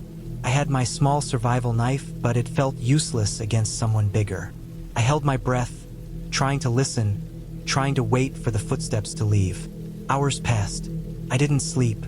Every time I heard a branch snap or a stone roll underfoot, I imagined someone standing outside the tent, watching. By dawn, I realized the steps had stopped, and the clinking noise was gone. I waited a long time before unzipping the tent, half expecting to see someone lurking in the trees. But there was nothing. No footprints, no signs of intrusion. I felt a strange mix of relief and paranoia. That morning, I made a decision. I wouldn't stay in the mountains any longer. I packed everything quickly, moving fast but careful not to leave anything behind. I tried to stay calm, focusing on the trail, focusing on the fact that if someone was out there, I had a head start. The hike down was grueling. My legs were sore, my shoulders bruised from the pack. Every small sound made me tense, every rustle of leaves a possible threat. I kept my knife in hand, my eyes scanning constantly. The woods felt different during the day, the shadows less threatening, but my mind stayed alert. Eventually, after hours of careful walking, I reached a point where I could see the valley below. There was a small dirt road that led to the ranger station. Relief washed over me. I moved quickly, adrenaline keeping me going. When I finally reached the road, I saw a truck parked. The ranger station, a small wooden building a few yards away. I ran toward it, waving my arms. The ranger came out, surprised, and I told him where I had been camping, how long I had been out there, and how something had been moving around my camp at night. He listened carefully, asked me some questions, and nodded. He told me that sometimes people do hike in remote areas, and they can be dangerous, especially at night. He explained that some hikers camp illegally or hunt illegally, and the mountains at night can hide them easily. I realized then that my fear had been real. Someone had likely been near my camp, watching me. The thought made my stomach churn, but I was safe now. The ranger offered me water, a place to rest, and a ride back to the main trailhead. I accepted gratefully. The ride down was quiet, the forest opening up into wide fields, the mountains shrinking behind me. By the time I reached the main road, I felt a wave of exhaustion like I had never felt before. My muscles ached, my body was sore, but there was also a sense of triumph. I had survived and I had learned something important. Nature is beautiful, but the wilderness can also be unpredictable, and there are dangers beyond just the terrain. Back at home, I unpacked my gear, checking it carefully. Nothing was missing, nothing was broken. I felt gratitude for the small things. A sturdy tent, a reliable backpack, a functioning flashlight, and most importantly, my own caution and instincts. I realized that the experience had changed me. I would still go camping, but I would be more careful, more aware of the possible dangers, and more prepared for situations I couldn't predict. That night, I couldn't sleep easily, but not because of fear. I thought about the mountains, about the footsteps in the dark, about how close I had been to panic and how I had managed to stay alive. There was a strange satisfaction in surviving something that had been so frightening, in realizing that my preparation and patience had kept me safe. I made a mental note to write down everything, to share my experience with other hikers, to remind them that the wilderness is not just beautiful. It is also serious, and it demands respect. The story didn't end in terror or tragedy. It ended in survival, awareness, and respect for the outdoors. I never forgot that trip, never forgot the way my heart raced, the way the firelight danced in the trees, the way the darkness felt alive with unknown movement. I returned to the mountains eventually, but always with more caution, more planning, and a heightened sense of awareness. The experience taught me a valuable lesson. Fear is not weakness, but a guide. It alerts you to danger, sharpens your senses, and, if you listen carefully, it can keep you alive. That camping trip became one of the most vivid memories of my life, not because it was pleasant or easy, but because it was real. Every sense was heightened, every decision mattered, and the outcome was entirely in my hands. I survived because I respected the environment, prepared for the unexpected, and trusted my instincts. And in the end, the mountains that had seemed so threatening became a place I respected even more, a place where beauty and danger coexist, and where survival is a testament to careful planning, attention, and awareness. I had been planning this camping trip for months. I wanted something remote, away from the trails that everyone knew about, somewhere I could feel like I was truly alone. The previous weekend, I spent hours looking at maps, checking topography, and reading about less-known spots in the forest. I finally settled on a small clearing a few miles off a narrow logging road, deep in the state forest. The idea was simple: hike in, set up camp, spend a night under the stars, and hike out the next morning. I told myself I would take it slow, enjoy the sounds of the forest, and document everything in my notebook, something I liked to do when I went out alone. I left my car at the edge of the logging road in the early morning. The sun had barely started to rise, casting a muted orange glow across the forest. The air was crisp, carrying the smell of damp earth and pine. My backpack was heavy, packed with the essentials: a tent, sleeping bag, cooking gear, water, a first aid kit, and some food. I had also packed a small hatchet and a fixed blade knife, practical tools that could help me in emergencies. I double-checked everything before taking the first step onto the narrow dirt path that led into the forest. The trail was overgrown in places, forcing me to push aside branches and duck under low-hanging limbs. I noticed that my boots sank slightly into the soft, moss-covered ground with each step. It was quiet, except for the occasional rustle of small animals in the underbrush. Birds called out intermittently, but their songs felt distant, almost lonely. I walked for hours, carefully following the map I had printed, checking landmarks and trying to memorize the subtle changes in the terrain so I could find my way back. By midday, I had crossed a small creek. The water was shallow and clear, trickling over smooth rocks. I filled my water bottle, taking care to filter it with my portable filter. The sunlight filtering through the trees gave the water a greenish-golden shimmer. I sat on a large, flat rock nearby, ate some trail mix, and rested. Everything felt peaceful, almost serene. But as I started walking again, a subtle unease crept over me, a prickling feeling at the back of my neck. It wasn't anything I could explain, just an instinct I had learned to trust. The forest started to change as I moved deeper. The trees were closer together, their trunks thicker, and their branches formed a dense canopy that filtered out most of the sunlight. The air grew cooler and damper, carrying a stronger scent of wet leaves and decaying wood. I noticed that the forest floor was littered with fallen branches and logs, some of them partially rotted. My pace slowed as I carefully navigated around roots and hidden dips in the ground. Every step required attention. One misstep could easily twist an ankle or worse. By late afternoon, I finally reached the clearing I had aimed for. It was small, barely large enough for my tent and a small area to sit. The ground was uneven but firm enough to stake a tent. I set up camp methodically, making sure the tent was secure and the sleeping bag was arranged neatly inside. I built a small fire pit using stones I found nearby and collected dry twigs and branches for fuel.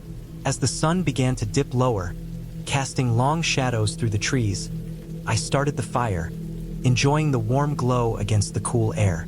I prepared a simple meal, boiling water for instant noodles and sipping on some tea I had packed. The forest grew darker around me, the canopy above swallowing the light. Night fell fast. Stars pierced through the gaps in the branches, and the moon hung low, casting pale light across the clearing. The sounds of the forest changed. Crickets chirped, leaves rustled, and distant owls hooted. I felt a calm solitude, but also a heightened sense of awareness. I kept my knife and hatchet within reach, knowing that even in peaceful forests, accidents could happen. I lay in my sleeping bag, staring at the tent ceiling, listening to the subtle sounds of the night. My mind wandered, analyzing every noise. A branch snapping here, a rustle there, and my imagination tried to fill in the gaps. I reminded myself to stay rational. Nothing supernatural existed here, only wildlife and the unpredictable forest. Around midnight, a sudden sound startled me. A loud crack, like a heavy branch breaking, echoed nearby. My heart rate spiked. I stayed completely still, listening intently. The forest fell silent for a moment, then resumed its normal rhythm. I couldn't see anything outside the tent, and the flashlight I had in my bag remained untouched. I reminded myself that I was alone, and animals sometimes made noises like that. I tried to calm down, taking slow breaths, but the unease lingered.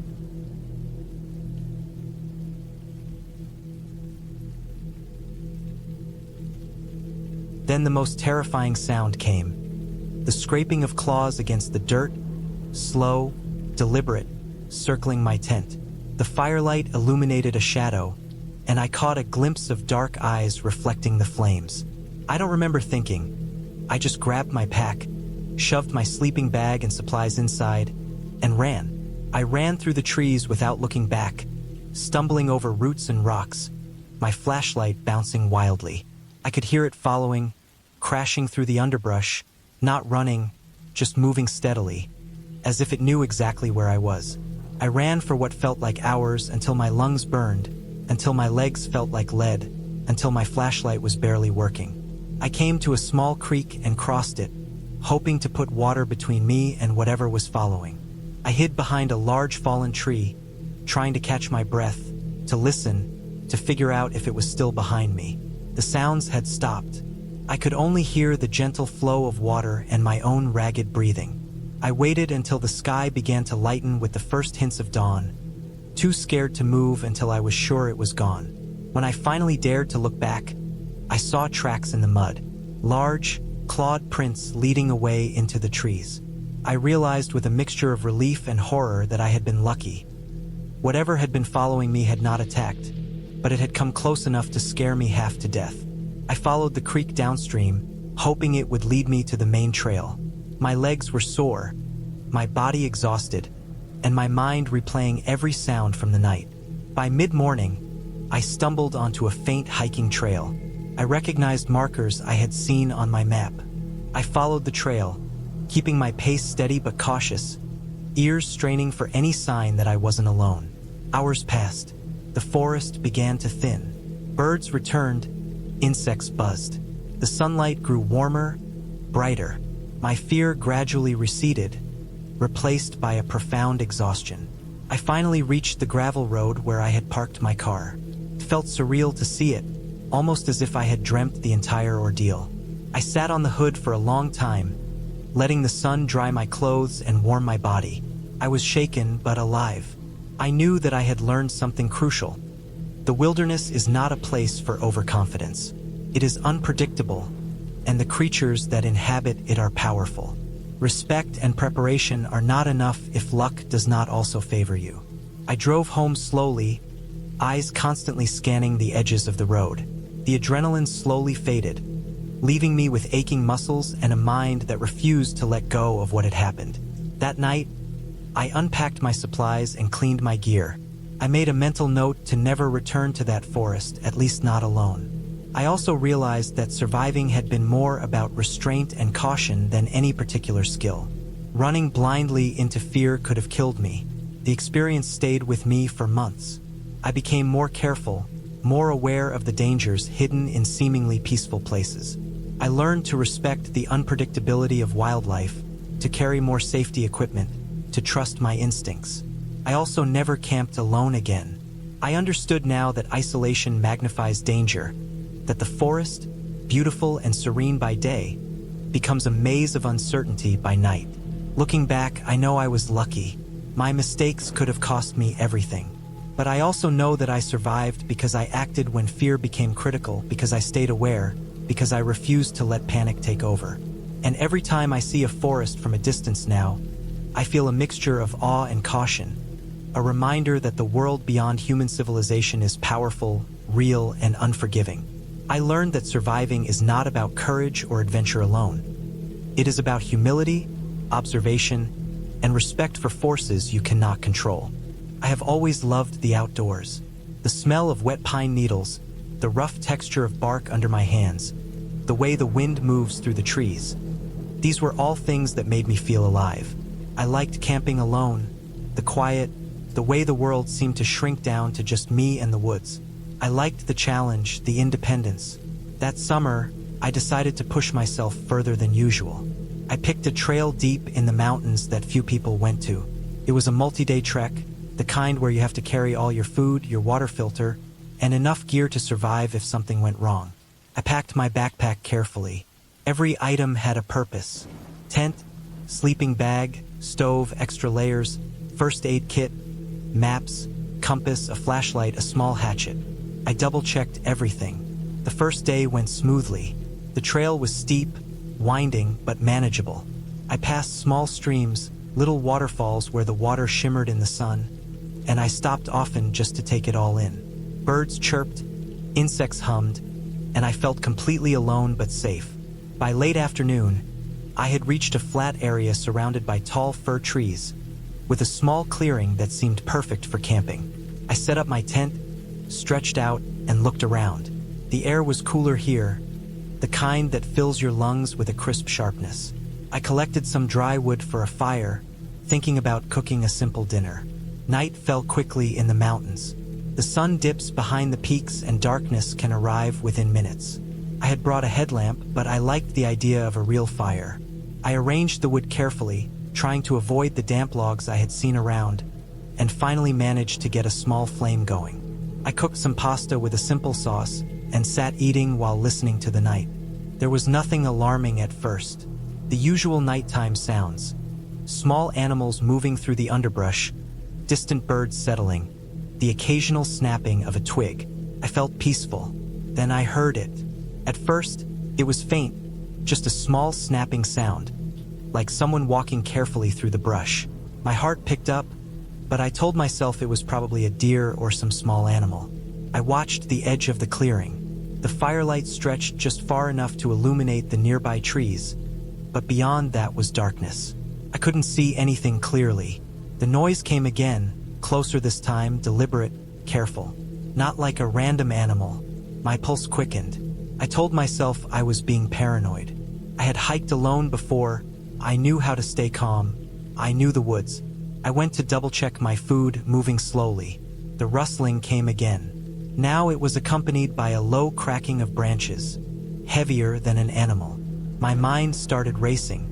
Could it be another hiker? People sometimes camped in remote areas too. But it was late, and I hadn't seen anyone for miles. I tried to make myself appear calm, but my hands trembled slightly. I decided to stay in my tent for the night. I packed up some of the food that I had left out, knowing that even a small smell could attract wildlife.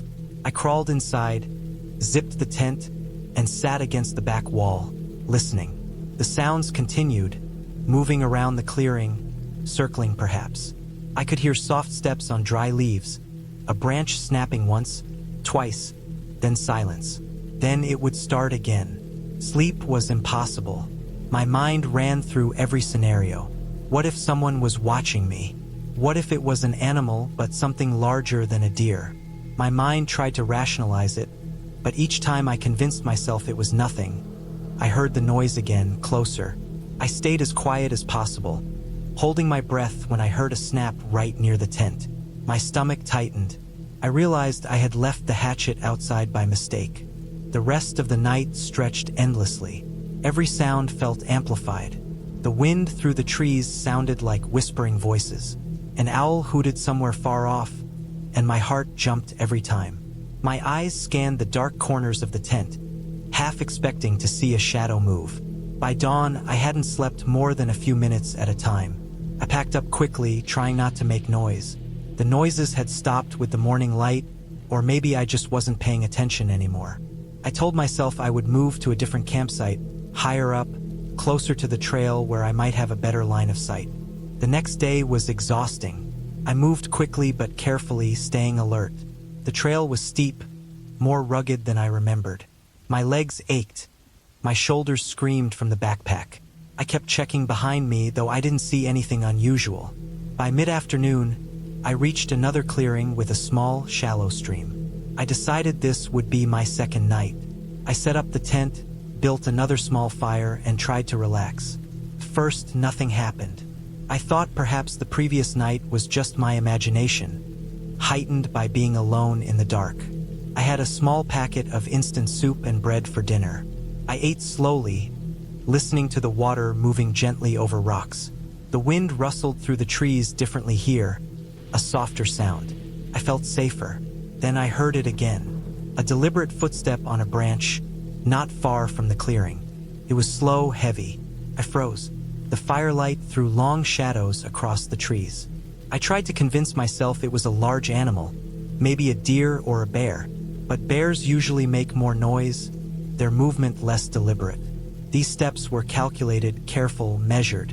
I stayed in the tent, quietly reaching for the flashlight.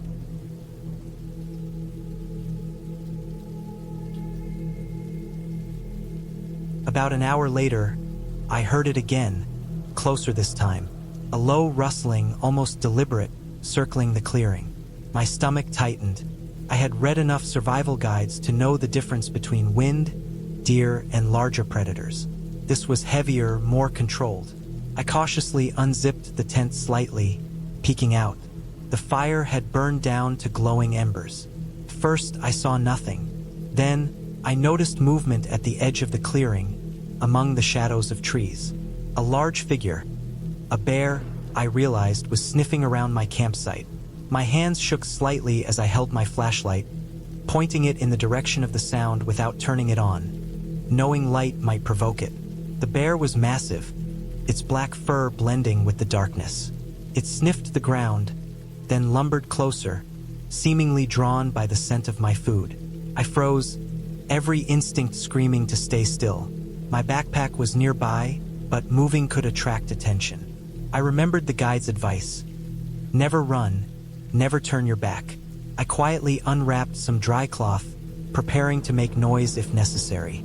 The bear circled again, closer, then stopped, sniffing around the embers of my fire.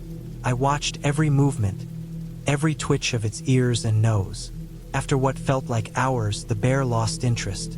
It turned and slowly walked back into the forest. My body remained tense long after it disappeared. I realized I had been holding my breath, my heart pounding in my chest. The incident left me shaken, but also fully awake. I knew sleep was unlikely now, so I stayed alert, listening, occasionally checking the fire to make sure it wouldn't go out completely. As the night dragged on, I kept noticing signs of wildlife. Footprints around the clearing, some small, some larger. The air smelled stronger now, earthy and damp, a mixture of mud, pine, and animal scent. I stayed inside the tent, moving only minimally, aware that any noise might draw attention. Eventually, exhaustion overtook fear. I dozed lightly, waking intermittently to sounds of movement. Each time, my heart leapt, but no other creatures approached as the bear had. Morning arrived slowly, the first rays of sunlight breaking through the canopy. I carefully unzipped the tent, peeking outside. The clearing looked peaceful again, almost serene. My fire pit had cooled overnight, and the forest seemed undisturbed. I stepped out cautiously, scanning the area. There were footprints everywhere, evidence of animals roaming near the campsite. The bear's tracks were clear, showing its size and path. I took photos for reference, documenting every detail. I decided to pack up slowly, making sure I didn't leave anything behind that could attract animals. Every movement was deliberate, careful. I dismantled the tent, packed my gear, and collected the remaining firewood. Before leaving, I made sure to scatter the leftover food and trash far from the campsite. I wanted to ensure that nothing would draw animals to humans in the future. The hike back was tense but uneventful. I remained hyper-aware of my surroundings, noting subtle sounds and movements. Deer crossed my path silently, birds called from the canopy, and the forest smelled fresh after the night's dampness. I followed the landmarks I had memorized, making sure I didn't get lost. Eventually, after hours of careful navigation, the trail opened to the logging road where I had left my car. Relief washed over me as I loaded my backpack into the trunk. The drive home felt surreal. I replayed the events of the night in my mind, analyzing my decisions, my fears, and my reactions. I realized I had underestimated the unpredictability of the forest. The experience had left me shaken, but it also gave me a sense of accomplishment. I had survived the night alone, facing real danger without panic, and had learned the value of preparedness and caution. Back home, I cleaned my gear carefully, making sure everything was in proper condition for the next trip. I wrote detailed notes in my journal about the campsite, the wildlife I had encountered, and the lessons I had learned. I promised myself I would return to the forest, but with even greater respect for its unpredictability. The forest was beautiful and peaceful, but it was also raw, wild, and unforgiving. I had experienced it fully, and I understood the importance of preparation, caution, and awareness. Even weeks later, I still remembered the sound of the bear circling my campsite, the feeling of tension that gripped me, and the sharp focus I had maintained. The memory reminded me that the wilderness was never completely safe, but with respect and preparation, it could be navigated successfully. That trip remained one of the most intense, frightening, and ultimately rewarding experiences of my life. I had been planning this camping trip for months, checking weather forecasts, mapping out the trails, and gathering gear I thought I might need. I wanted a weekend completely alone, a break from work and the constant noise of the city. I packed my old backpack with a tent, sleeping bag, stove, food, water, a first aid kit, a flashlight with extra batteries, and some basic tools. I thought I had covered everything. I even brought a small hand axe, mostly for cutting firewood, and a compass, though I was confident in my ability to follow trails. I drove for hours, leaving the city behind, passing through winding roads where trees leaned over the pavement, their shadows stretching long in the late afternoon sun. When I reached the trailhead, the parking lot was empty except for one other car that looked like it had been there for a while. I felt a slight chill, but I told myself it was just the air, cooler than the city. The trail started easy enough, a wide path through tall pines, with sunlight filtering through the needles and falling in dappled patterns on the ground. I walked with a steady rhythm, enjoying the quiet, listening to the distant rush of a stream and the occasional call of a bird. After an hour, the path narrowed and became rougher, rocks and roots jutting out.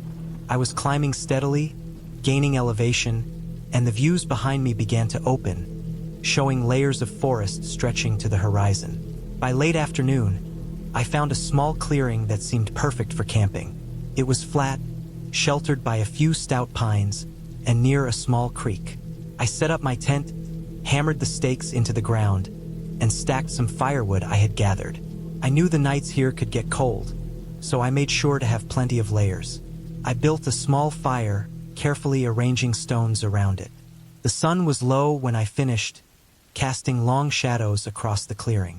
As night fell, I cooked a simple meal, the smell of burnt wood and roasting food filling the air.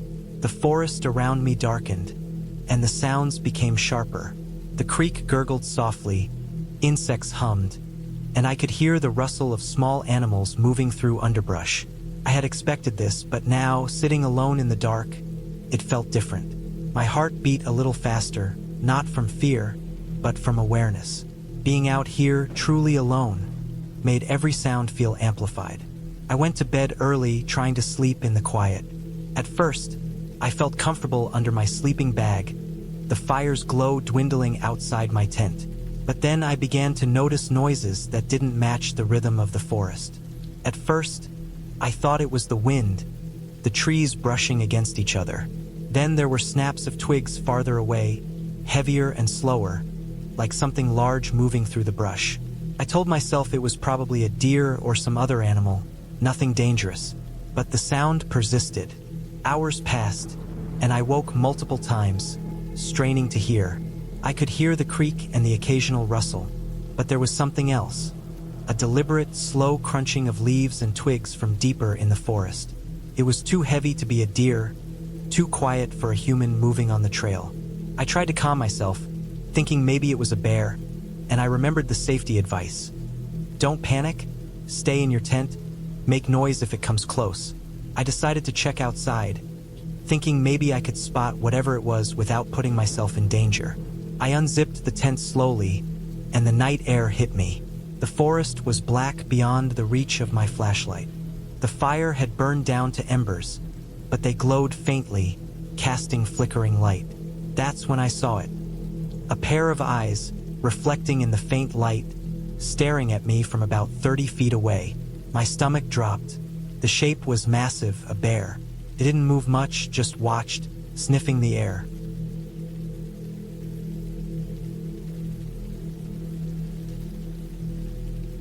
Night fell faster on the plateau, colder and darker than before. I found a small clearing where I could set up camp, but my hands shook as I worked. I stacked logs carefully, made a small fire, and kept my knife close. The forest at night had taken on a different character entirely.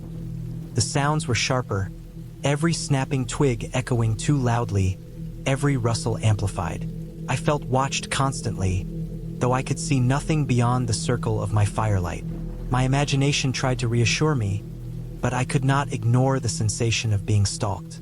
I stayed awake almost the entire night, rolling onto my side only when exhaustion made it impossible to remain upright. Morning brought a sense of determination. I needed to leave to reach the main trail I had planned to intersect in a day or so. I packed quickly, leaving no trace behind, and started descending the mountain. The further I went, the more the forest seemed to close in, branches snagging at my backpack, roots threatening to trip me, shadows dancing where there should have been light. Then I saw them. Footprints, fresh, and leading in the same direction I was heading. They were larger than mine, deeper than mine, and there were too many of them. Panic rose in my chest. I kept moving, trying not to make a sound, heart hammering in my ears. The forest seemed to close around me, the canopy blotting out the sky, leaving me in a dim, filtered light that made every step uncertain. By midday, I reached a small stream. I crouched to drink, trying to calm myself to think rationally. I knew I had to keep moving. The stream became a guide, running downhill, leading me to lower elevations and, hopefully, signs of a road or another human. I followed it carefully, moving as quietly as I could. The forest was relentless. Branches grabbed at my sleeves, thick underbrush slowed me, and the uneven ground left my legs and ankles sore and raw. I knew I could not stop again until I saw a clearing or evidence of civilization. Hours passed, and exhaustion began to make me clumsy. My vision blurred at the edges. My hands cramped from gripping my backpack so tightly. I tried to drink water and eat, but every bite and sip felt like a luxury. Then I heard it, a voice. Not a full voice, but a shout, distant, human, calling something. My stomach twisted. The forest had been silent for so long that any human sound seemed amplified, like a hammer against my skull. I froze, listening. The sound came again, a few moments later, closer. I was not alone. I moved faster, trying to follow the stream, hoping to reach a road or trailhead. The shadows grew long, the sun sinking behind the mountains. Panic threatened to overtake me. I realized I was no longer hiking for enjoyment or solitude. I was running for survival. Every step felt precarious. Every rustle, every distant sound made my heart leap. And then I saw it, the edge of the forest. The trees thinned, revealing a dirt road far below, winding through the valley. Relief surged, but I did not stop. I scrambled down the slope as quickly and safely as I could, feet sliding on loose soil, branches tearing at my clothes. I finally reached the road just as the last light of day disappeared behind the mountains. I collapsed onto the dirt, breathing hard, muscles trembling, and looked around. The road was empty, silent, and the sky was dark. I realized how close I had come to being trapped in the forest overnight, how easily I could have fallen, been injured, or worse. I waited, catching my breath, then limped toward a curve in the road where I hoped a passing car might appear. Hours later, a truck appeared, and I waved it down with shaking arms. The driver stopped, concern on his face as he listened to my incoherent explanation about getting lost, being followed, and spending nights alone in the forest. He drove me to the nearest town, and I finally felt safe again, surrounded by lights, buildings, and other people. I spent the night in a motel, my clothes dirty, my body sore, but alive. In the days that followed, I realized how unprepared I had been, how much I had underestimated the forest. I reflected on the fear, the isolation, the constant awareness of being watched, and I knew I would never again take the wilderness for granted. I also recognized a strange clarity that came from the experience. The forest is indifferent. It does not care if you are lost, scared, or tired. Survival depends entirely on awareness, preparation, and persistence. I had learned that lesson the hard way, and it would stay with me forever. From that day, I kept camping, but only in well-mapped areas, with reliable communication and companions. I never returned to that mountain, and I do not plan to. The experience left a permanent mark on me, not in fear of ghosts or fairy tales, but in respect for the raw, unpredictable reality of nature. I survived because I moved, observed, and never surrendered to the paralysis that fear can bring. That clarity, that respect, and that survival became the true reward of the experience. I had been planning the camping trip for months. It wasn't a weekend getaway or a quick hike. I wanted something more challenging, more remote. I wanted to be alone, away from the constant noise of the city, the light pollution, the endless hum of traffic and electronics. I wanted a real wilderness experience. I researched trails, maps, elevation charts, and water sources. I read weather patterns, soil types, forest density, and animal activity reports. After weeks of preparation, I chose a section of a national forest that was known to be remote, almost untouched. There were few trails, and the ones that existed were barely maintained. There was a small stream marked on the map, and I thought it would be perfect to camp near. I packed everything carefully. A high-quality tent, sleeping bag rated for cold nights, plenty of food, water purification tablets, a compact stove, first aid supplies, tools, rope, flashlight, lantern, extra batteries, and clothes for layering. I even packed extra shoes, socks, and gloves. I double-checked every item, then triple-checked. I didn't want to be unprepared. The drive to the trailhead was long. By the time I arrived, the sun was dipping behind the mountains, casting long shadows over the road. The forest was silent except for the occasional rustle of leaves and distant birds calling to each other as they settled for the night. I parked my car, locked it, and strapped on my pack. The trail started immediately, narrow, rough, and overgrown in some places. The first hour was easy enough. The path was mostly flat, with patches of loose dirt and small rocks. I could hear the stream somewhere ahead, a faint gurgling that gave me a sense of direction. As I hiked deeper, the forest grew denser. The sunlight filtering through the leaves was patchy, and I noticed that the air felt heavier, more humid. I kept a steady pace, careful to avoid twisting an ankle on the roots and uneven ground. I was alone, and I knew that in such isolation, even a minor injury could become serious.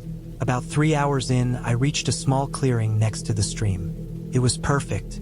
The ground was flat and free of large rocks, the water nearby, and the trees provided some wind protection. I set up my tent slowly and methodically, checking the stakes, the rainfly, and the zipper lines.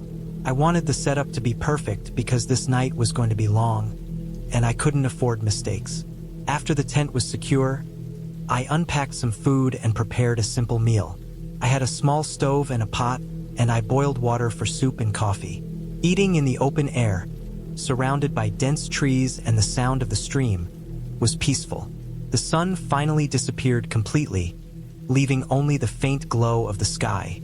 I lit my lantern inside the tent, which created a small, warm glow in the darkness, and I used a flashlight sparingly to avoid attracting insects. I cleaned up thoroughly, storing food in airtight containers to avoid drawing animals. I was careful to follow every guideline I had read about camping in bear country. Night fell fully, and the forest became quiet except for natural sounds.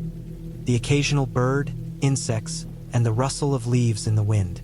I crawled into my sleeping bag, zipped it tightly, and tried to rest. But I couldn't shake a feeling of unease. It wasn't fear in the usual sense. There were no ghosts, no monsters, but the forest was alive and I was completely alone. Every sound was amplified. Every crack of a branch, every rustle of leaves, made me tense. I reminded myself it was natural that animals moved at night, that branches fell. But still, I couldn't fall asleep immediately. Around midnight, I was awakened by a loud, sharp crack. It came from the direction of the stream. I froze, my heart pounding. The noise was unlike a branch breaking under wind. It was heavier, deliberate. I unzipped my sleeping bag slightly and listened. Silence followed, then more subtle noises. Something large moving in the underbrush. My mind ran through possibilities. Deer, elk, a bear. But the sound was too heavy for a deer, and the way it moved didn't match what I knew of bears. It sounded methodical, slow. My first instinct was to stay absolutely still. I didn't want to provoke whatever it was. I gripped the flashlight tightly, ready to illuminate if necessary, but I knew that sudden light could also be dangerous. The movement continued, slowly approaching. I could hear snapping twigs under weight. I realized my food, though secured, might have attracted a curious animal. My stomach tightened. I reminded myself I had bear spray and a knife, and I knew how to use both. My breathing slowed, controlled, as I listened. The noise reached a point a few meters from the tent. Then it stopped. Absolute silence. My entire body tensed, waiting. Minutes passed. I tried to calm myself, telling myself I was imagining things. I thought about going outside to check, but stepping out into the dark with something large potentially nearby seemed reckless. I sat in the tent, flashlight on, scanning shadows. Slowly, I noticed faint scratches on the tent fabric, small marks that hadn't been there before. Something had brushed against it. My pulse raced. I realized then that this was not an animal passing by. Whatever it was, it had stopped because it was curious about me, the tent, or both. Hours dragged on. I didn't sleep. I stayed alert, listening to every small noise, every breath of wind. The sky began to lighten slightly, and the forest started to regain shape in the dim pre-dawn light. I decided to stay in the tent until full daylight. That's when I would be safest to move. I knew the first rays of sun would reveal the surroundings and make me less vulnerable.